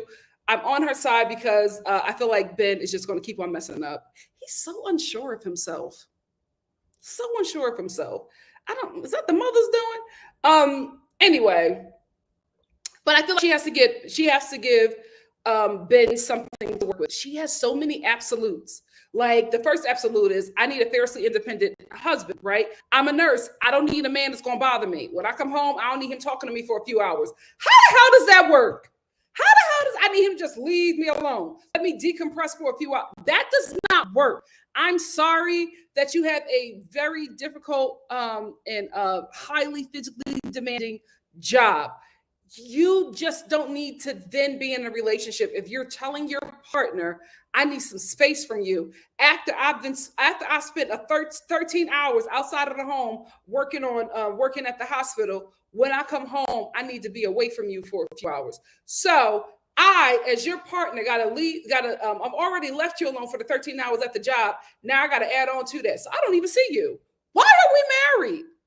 Like, you just can't do that in a relationship. You cannot do that with children. It just does not work. You clock in at work, clock in at home. I absolutely understand needing a moment, but the way she laid this out, it just seemed completely unreasonable, right? Now it's, oh, you got to earn my trust back. You did something that I didn't like, so I'm completely shut down. He's going to make a lot of mistakes. Anybody that you get with is going to make a lot of mistakes because you are getting to know this person. Y'all don't know each other. You're learning your triggers. You're learning what turns you off. You're learning what turns you off. Like, you can't turn you on. Yeah, turn you on and turn you off.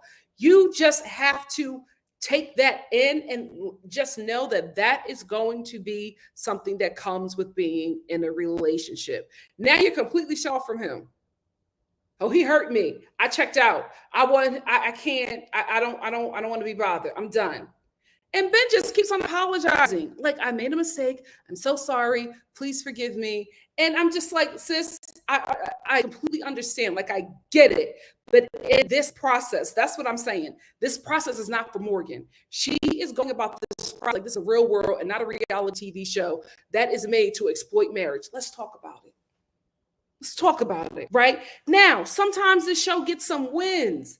Congrats. But let's be real. This show is for entertainment. We're not tuning in because we want to get a real look on what marriage is.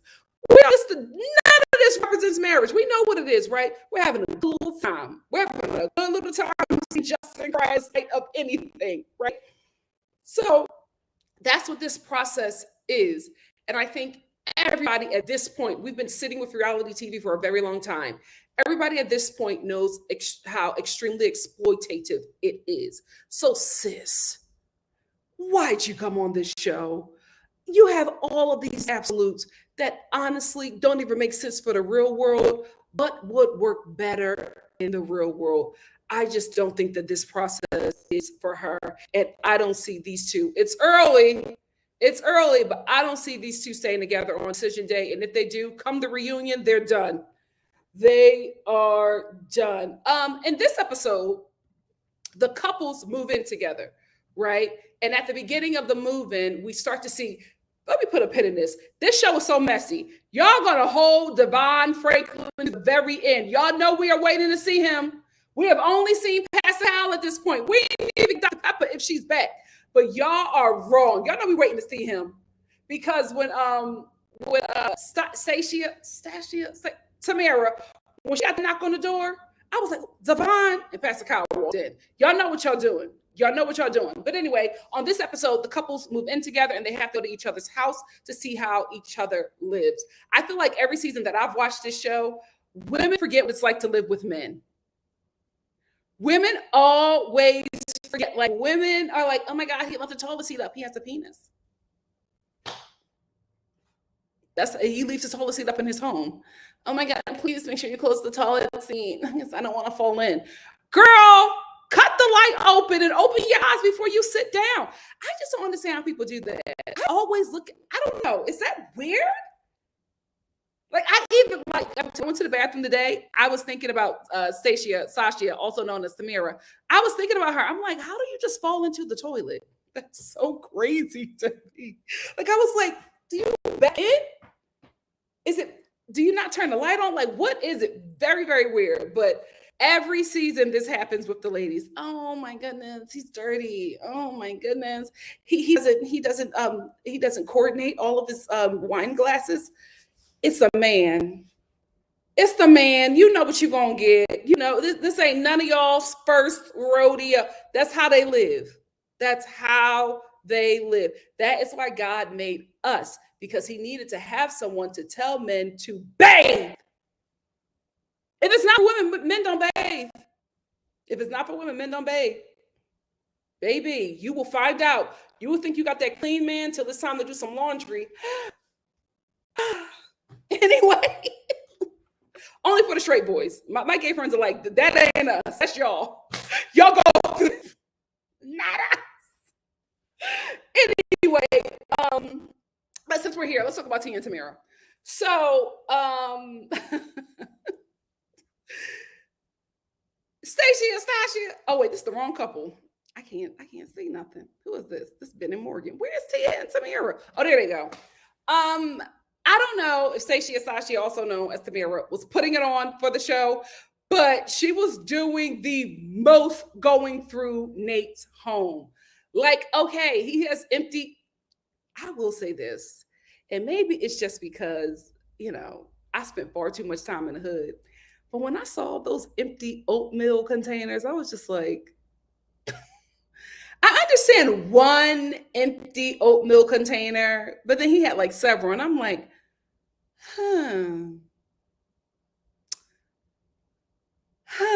Shout out to the people who grew up in the hood. You know what I'm talking about.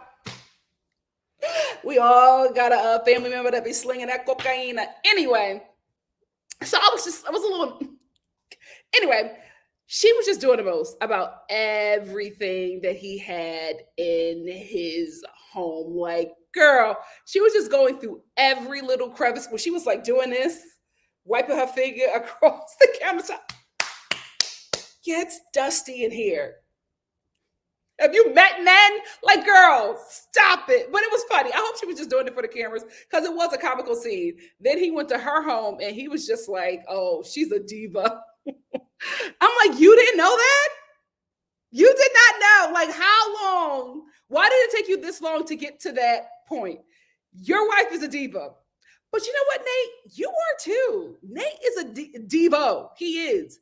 He's just a male version of a divo. You're the same way. You are both high maintenance. Like, stop it. Y'all on the same level. I will say this about the money, right? The finances thing. I don't understand. It just doesn't make sense to me in this society that is a patriarchal society, and this is how it's set up, right? For women to always be behind men. I do not understand why this show would intentionally put women who have a significantly larger income than their husbands. How does that work? How does that work in this society? Like, let's be real here. How does that work? Like, why are y'all doing this? For me, I feel like this season, like the undertitle for this season should be Sugar Mamas. Because that's what it is. That's what it is. Like, these women are making like $250,000 more than their husbands. How is that going to work in America? Y'all know how y'all raise these men. How is that going to work? Like, why y'all doing that? I'm just like, oh, so y'all don't want no successes at the end of this. It does not make any sense. When I found out how much Saskia Sasha, also known as Tamera, how much she makes in Kristen, I'm like, and these are the dudes y'all put them with? Y'all think that's going to work? I feel like Nate will be a bit more... I think he will be able to go with it for a while, but I think at some point it's going to get to him, especially now that it's on this public platform and it's well known that she makes a lot more money than he does. And when your wife is like Stacia, when your wife is like her, where she says, when she's talking to Dr. Collins, she's just like, yeah, I know how much he makes. It's doable. So not only is society going to cut you down to size as a man, you got your wife saying stuff like that. I don't care if she didn't mean it to hurt him. Girl, you could have chose another way to say that. Oh, I'm comfortable with that. What's wrong with just saying that? Oh, I know how much he makes. He told me. I'm comfortable with that. It's doable. Like, come on. And you absolutely have a problem with him having That bankruptcy, I do too, girl. I couldn't do it. No shade. I couldn't do it. But you're still trying to have a child with him. And that's another thing that these women on this show do. Y'all lead with the ticking clock, right? Is it called the clock? My clock is ticking. What is that clock called? Biological. Child, I'm so checked out from that. I probably need to get into it. But that biological clock we have, and y'all making the worst decisions. This man is, I hate to say it, but Stasia says she is known as Tamara.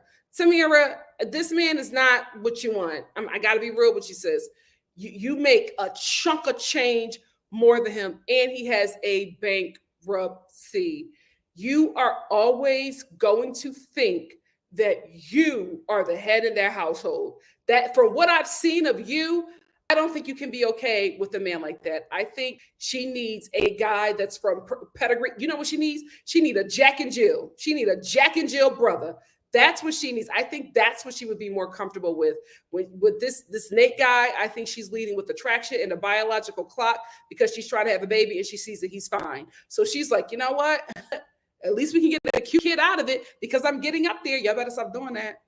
Y'all better stop doing that. Y'all be with these kids who got these terrible daddies, and your golden years, the rest of your life is a nightmare because you wanted this child so bad. You didn't care about the sperm donor, and now you cannot enjoy any of your life because your child is emotionally traumatized because their daddy is a deadbeat or just a terrible person. But mama didn't care because she saw that he was cute. The big feet get us all the time. Anyway, let's move on. Oh, let's not move on past this. Tamara also was saying on this episode when they were sitting down with Pastor Kyle that she wants to know about Tia, also known as Nate. She wants him to open up about his emotional trauma with his mother. He's like, I don't have any trauma. Girl, back away. Back away. He got some trauma and it's deep. You don't even know him like that. You just real talk, you just met him and you're saying, well, because you're in a place where you are open about your emotional trauma from your father, he's not there. And he's telling you he's clearly lying because he's being emotional there, saying, well, I don't have an emotional connection with my mom. I don't. She's a stranger to me. Okay, well, there's some emotion behind that, right? This is what I'm saying to you, Samira. Unless you have a bishop, a Bible, and some sage, don't try to dig into your husband's emotional trauma with his mama. I'm telling you right now, that's a spirit you can't handle.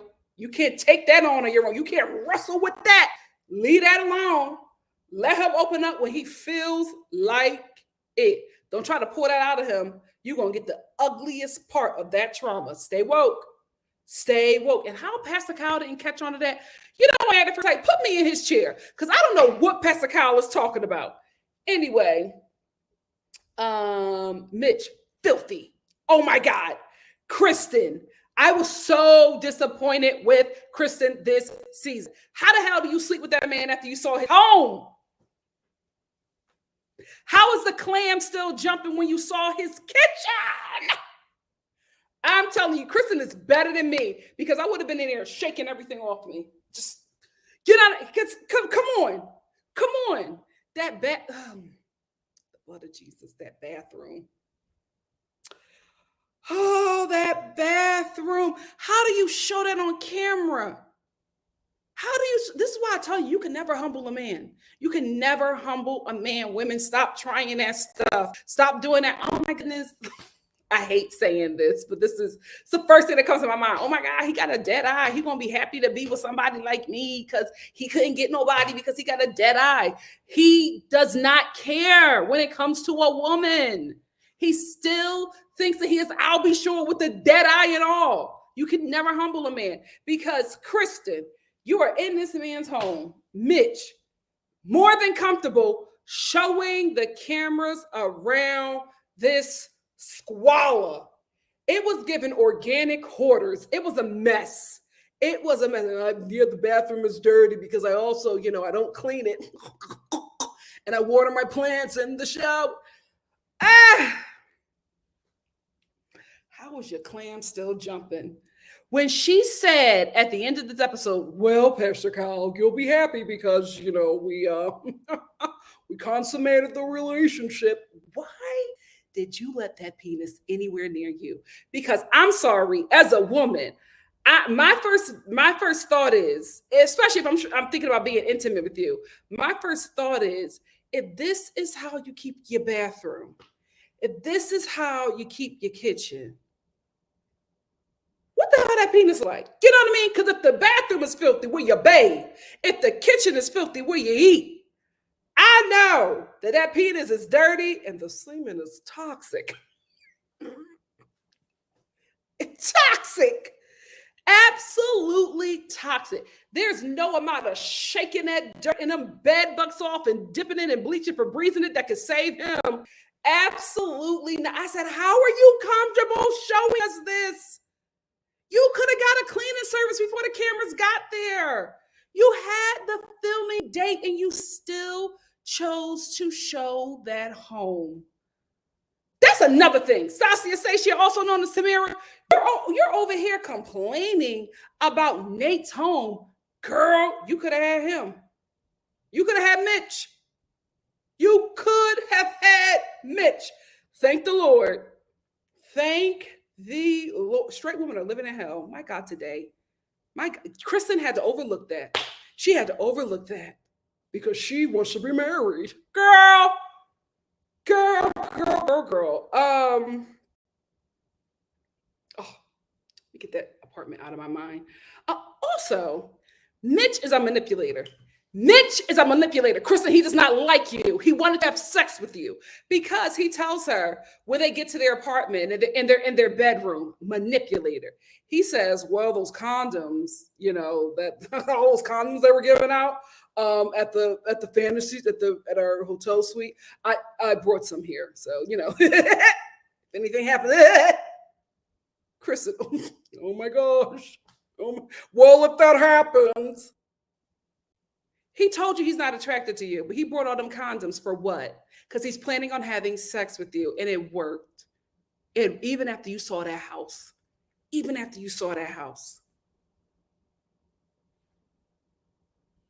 This is how y'all get gout in your coochie. Y'all, let me move on. Let's, child, Justin and Alexis. Yikes. Did I delete that? I deleted them again. Why do I keep on deleting Justin and Alexis? I don't know. I don't know what happened. Or maybe StreamYard is deleting pictures when oh no, it's here. Team Alexis. So Justin and Alexis can't even move in properly. You know what I mean? They both go to each other's homes. And I will be honest, Justin and Alexis, their separate apartments look like how I thought they would look. They look like how I thought that they would look. I will say, Justin, you got a lot of pets in that studio. But you know what? Men live comfortably. It is what it is. Nothing wrong with the studio, especially in Cali. It's expensive to live there. Anyway, Team Alexis on this one. Here is why. Justin knew. He knew he had a violent animal. So Justin and Alexis move into their apartment together. They both bring their dogs. I knew that Justin knew that Maya was violent before we even got to the end of the episode because the way he was holding that dog, he had that leash wrapped all the way around his freaking armpit. I'm like, why are you holding your dog like that? And Alexis is just letting her dog and your cat just run around. But that's the only animal that you were holding on to. And it was that dog. So you already knew. Alexis is moving around the apartment, having a good old time, and he's standing there just holding Maya. Maya, the MMA fighter, right? So as they're, bringing the dogs together, Maya keeps on growling. I'm like, okay, nobody hears this. Does she have a boom mic over her head or something? Is that the only way that we can hear it and y'all can't? She's she keeps on growling every time that poor elderly dog. Every time I think the dog is fitting or whatever. Every time that dog gets close to her, she's showing us. I'm like, okay, so are we setting the dog up to get bit? Like, what's going on? So they finally get too close to each other. And Justin's dog, Maya, bites Alexis's dog. And then Justin just backs away. It's like, oh, no, it's fine. It's fine. And then he puts his dog in a room and goes, bad dog, playfully, right? And then Justin comes out to Alexis, he's like, oh, she's okay. There's no issues. Nothing happened. It wasn't that big of a deal. And Alexis sees blood. Girl, Alexis immediately, she went into mama mode. She got on the phone with the vet. She's like, hi, my dog was attacked by another dog. Can I come in? I was like, oh my God, this is terrible. This is absolutely terrible. So she's getting ready to take her dog to the vet. And Justin is like, can I come with you? Can I go with you? And she's like, Justin, not right now. Absolutely. Absolutely. I'm on Alexis's side. Your dog just bit my dog. Don't talk to me. Don't get out of this home.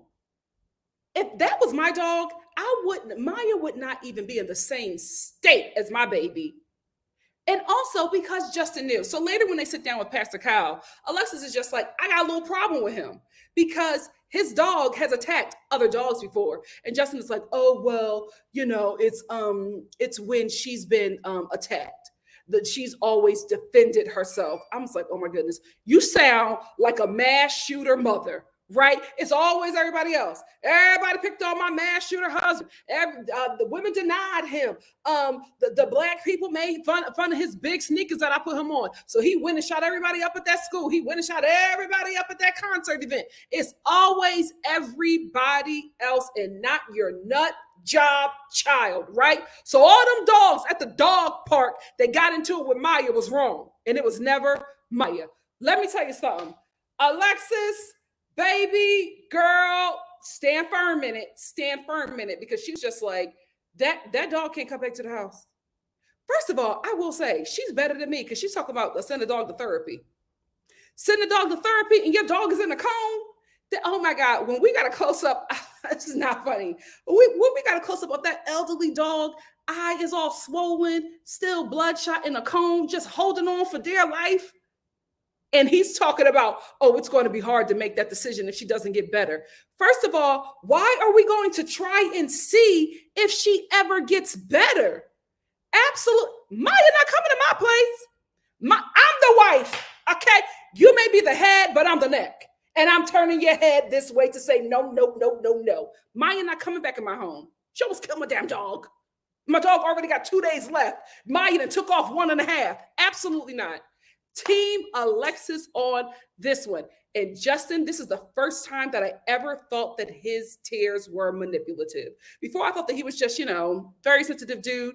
But in this moment, when they were sitting down talking to Pastor Kyle, and as more stuff started to come out that he was misleading Alexis about how dangerous his dog is, all of a sudden Justin does this because he's losing the argument.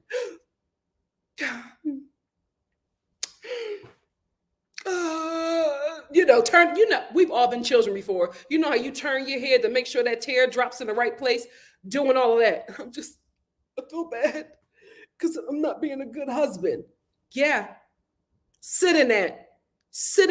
If that dog would have killed Alexis's dog, there would be no marriage. You're lucky that she even did the whole conversation with you about therapy, because it wouldn't have been me. Therapy, send her to therapy and send her to somebody else, send her to doggy prison. She's not coming back in my home so she can get another chance to kill my dog, girl.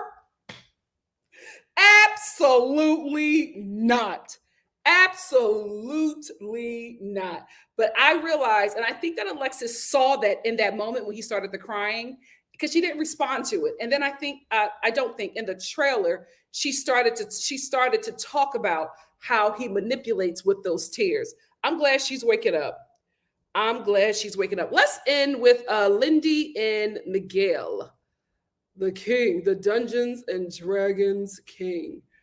I'm glad that Pastor Kyle told Lindsay to chill out. Girl, I hope you watch this show back and realize you plan problems. I've never in my life seen or met anyone that plans a downfall. Like, girl, nothing has happened, but she's just like, well, I'm getting nervous that you don't want me. And, the decision day come and we walk away and you say you don't want me and I'm all here for you. And what? Chill out. You're planning all of this trauma, these bad things. Just enjoy the moment. I'm also glad that Miguel gave her that of rebranding Decision Day as Vow Renewal Day. Although I don't think it's fair that he had to do that to make her feel comfortable, I'm glad that he did it so she could chill out. She is very high strung. And I'm like, why would y'all give him a high strung wife when he is dealing with emotional trauma for having a bipolar mother? I'm telling you guys, you can absolutely see how triggered he is by her. Like, what are y'all doing that for? Anyway, so this episode, we get the counseling that they absolutely desperately needs. And Pastor Kyle just basically tells Lindsay to chill out and basically give Miguel the words that he needs, how he needs to say things to his wife to make her feel secure. Because this is the thing, and I always say it, if you're sleeping with this person, then you need to make sure, especially in this process, right? You need to make sure that you're on the same page. Because a lot of times men are just having sex because, things are at attention, right? And when they release, they don't want to be bothered no more. Absolutely not. If you are initiating and being physical, and I know you and Lindy are raw dogging. If you are raw dogging Lindsay, then you need to be at the same place, and you need to be sure about your intentions with her, because there ain't no way that you're going to look like the good guy at the end of this. She has accepted you in your Dungeons and Dragons and your bear man costume. Bruh, don't play with her. Don't play with her. It's not going to look good for you. That's all I have to say about this show. What do you guys have to say? Let's get into the comments. Let's get into the comments. What? Did you not like it? Let's talk. Well, the heart. Did you like it or not like it? Let's talk. Doggy prison. Doggy prison. And every time Maya has to have her parole board meeting, I will be there to testify she is not ready to come into society. I am the mother of the child that Maya almost killed. Thank the Lord I got there in time, because my child would not be here. I am sorry to the doggy parole board. She is not fit to be released into society. Lock her up. Listen, this is why I don't have a pet. Child, back when I was a pet mom, you couldn't tell me nothing. You could, especially if I have a little doggy. Petco would be prepare to be sick of me, Petco. They would be sick of me. Here she comes. That black girl with all that glitter and that bedazzled dog. Here she comes again, guys. Just don't engage with her. Petco was lucky I don't have a puppy. They are lucky. Talk about it. Dahlia said, this is why Nick Cannon's comments about a hygienic vagina is stupid. How do you think it gets that way? From dirty peen like Mitch. Yep.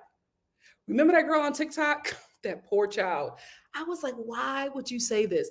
She said that she was having all these UTIs, and she thought that it was something wrong with her pubic hairs or her period. And then she finally realized that she was constantly getting UTIs because her boyfriend wasn't bathing.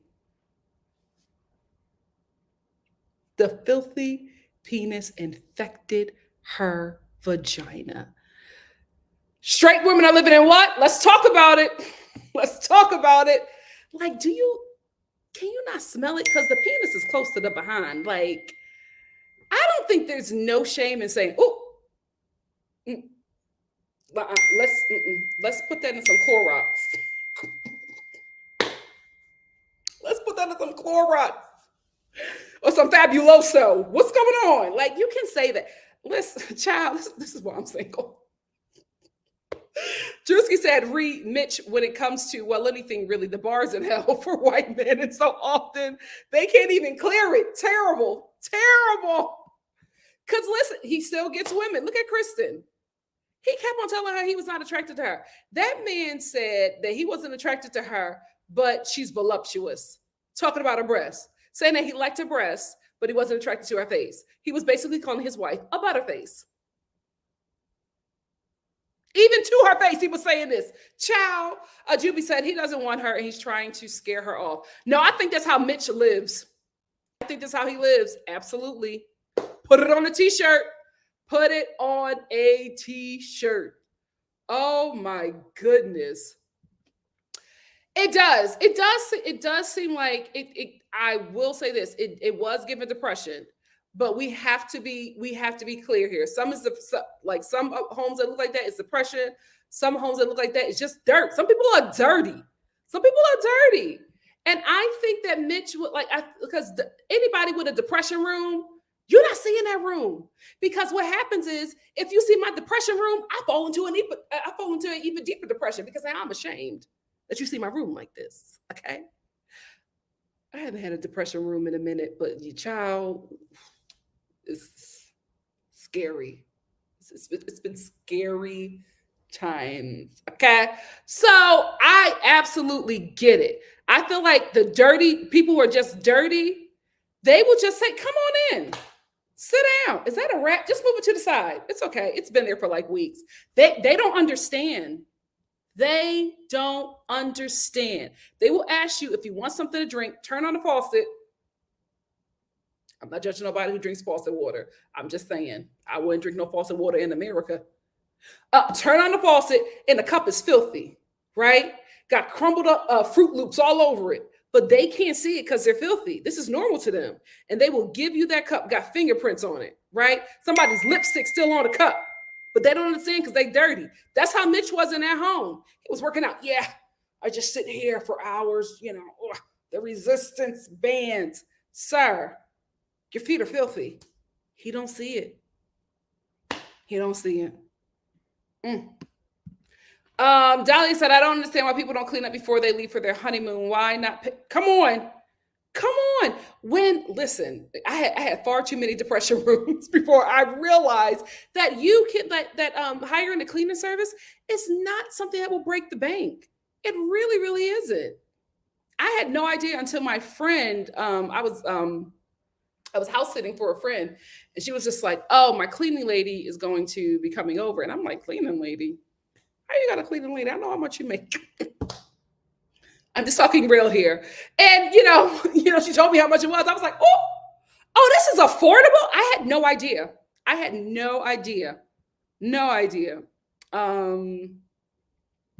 I'm Awake said, whoever is in this chat said married at first sight don't like women. Facts. Nothing but facts. I'm telling you, they be breaking these women. Shonda said, new channel alert. Please subscribe to Nikki's second channel, NikkiStar at Home. Thank you so much, Shonda. Thank you so much.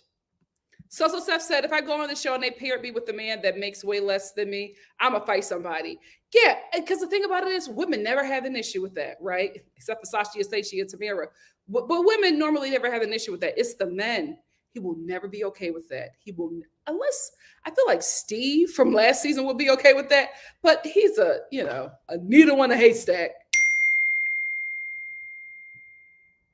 Oh, really? Aurelie said, well, I feel like Nate is running from debt collectors. And I think his wife knows that and doesn't care because she wants a baby. Yeah. Ding, ding, ding. I think so too. Because I'm just like, how are you, knowing how you are about money, how are you ready to have a baby with a man that has a full bankruptcy in a year? Like you say, well, within a year, I want us to both, I want us to be at the point where we're having a child. He has a bankruptcy. He'll be in that for years. And I get Nate. He said, I want to make a certain amount of money and I want to have a child later on because he will be out of his bankruptcy. And I think if he was with somebody else, he would not want to make more money. But he's a man in America and he wants to make more money than his wife. Ladies, we need a conference. We are slipping. Our grandmothers did not go through hell. And then while they were babysitting us, while our moms was at work, tell us the tea. Tell us to get your own bag. Don't stay with a man who got problems with his mama. You know what I mean? If he says that y'all can't sit down to eat dinner before he comes home, cut him. Don't stay with him. Get your own, get a bank account that he know about, and get 2 other ones that he don't. Our grandmothers was giving us the tea because they were forced to live in hell because how society was built. And we have the privilege of not living in the bondage that they lived in, but we still choose to live there. What is going on? What is going on? We're not listening. We're not listening. We are not listening. You can never get with a man that makes less money than you and think it's going to be okay. Because even if he's chill with it, at some point, somebody that he listened to, some podcaster that he listened to, going to make him feel less, and he's going to take that out on you.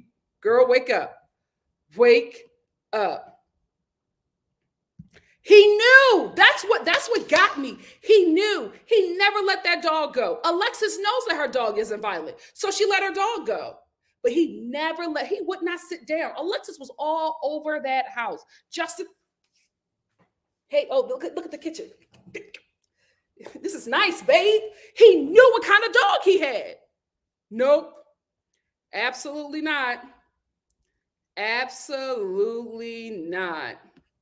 NTR said, nobody thought how to Google how to introduce dogs, irresponsible dog owners. I agree, because no shade, Alexis, but after the first growl, I would have been like, ooh, this not going to work. Wait a minute. Let me go to the dog park with your dog and see how they interact. Something.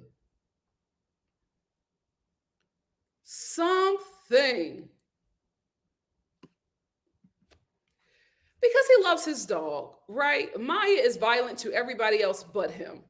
And he said, I've had her since she was a baby. So I absolutely understand that. And I think he wanted it to work out. But he knew, and that's my thing with Justin. It's just like you knew you were putting your wife into a really bad situation and you still did it, right? So yeah, her being upset with you is justified. Dia said, poor little Newton. Alexis was very clear about how important her baby was to her. And I think the camera crew was the only reason Justin didn't get cursed all the way. Yes. Because remember when she took the dog, she had the dog like this and she was just like, I want to go change. Is it okay if I change? And as soon as that door closed, a whole new Alexis showed up. Justin, can I come with you? Justin, don't talk to me. You know when that door closed, it was unseen. She was sick. She hopped on that phone. Hello? My dog was just attacked. Can I bring him? It was not a game.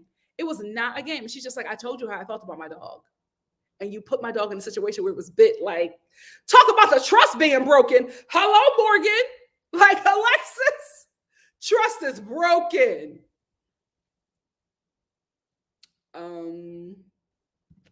Mimi Nick said they both saw Maya snarling whenever Newton got close, and neither did anything to prevent it. Yep.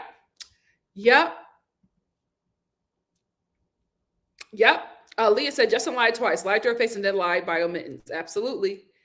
Get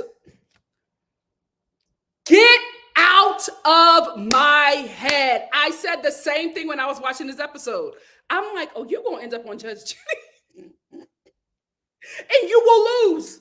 You will lose, Justin. You will lose.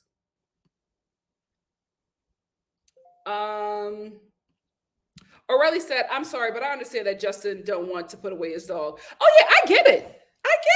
For a lot of people, dogs are like their family. Like Newton is Alexis's baby. I absolutely understand that. But you have to take full responsibility if you know that your dog is violent.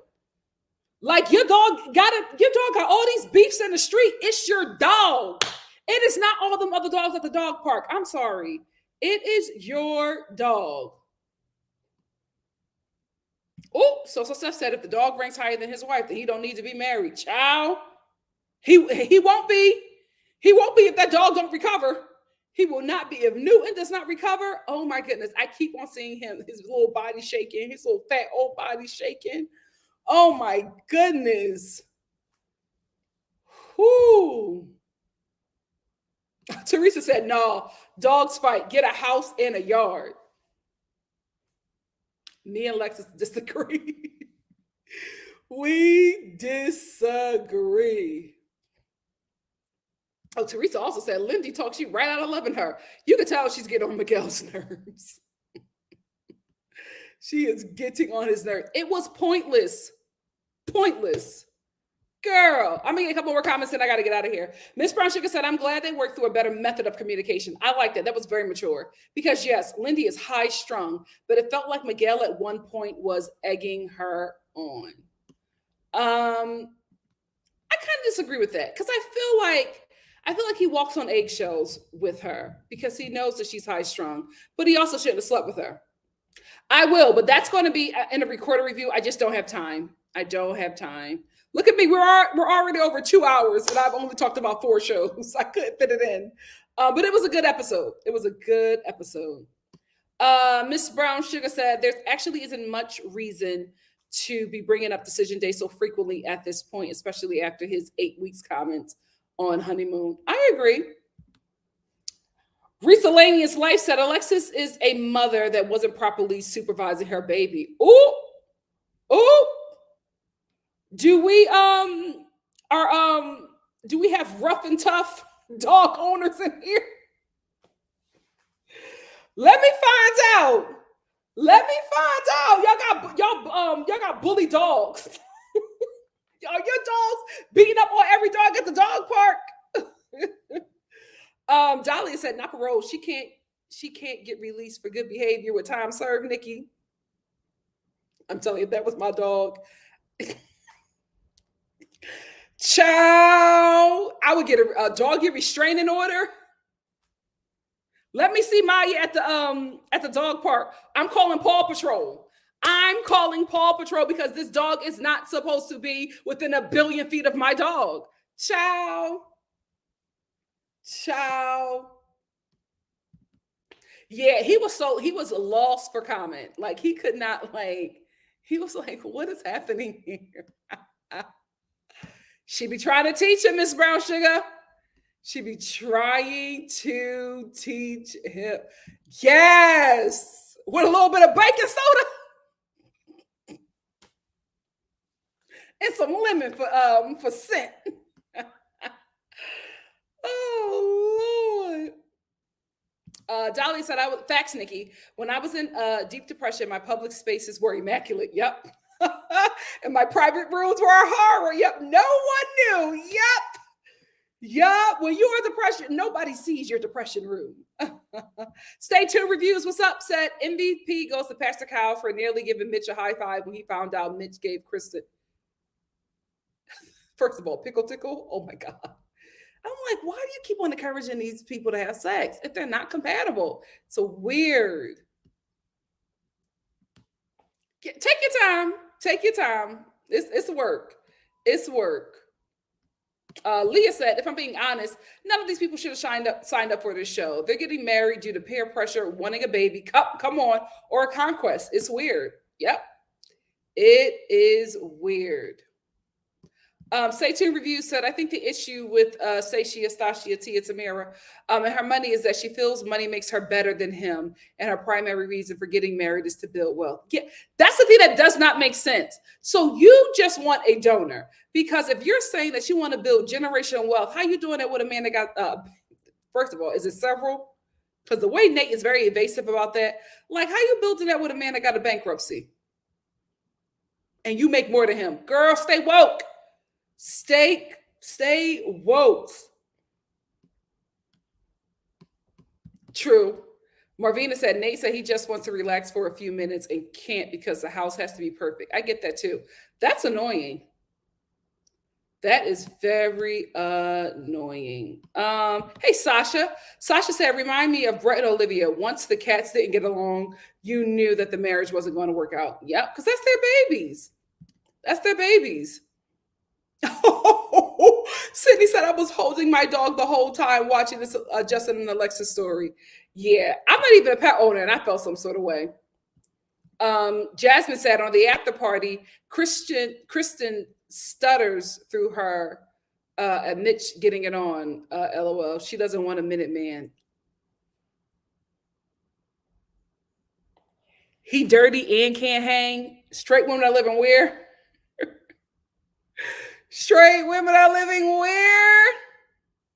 Oh, Sasha said European married at first sight makes them sign prenups before the wedding. Post-nups don't hold much value. Stacia, took a big risk. Production set her up. She can lose it all. She's so smart, though. Why would she agree to this? Why would she agree to this?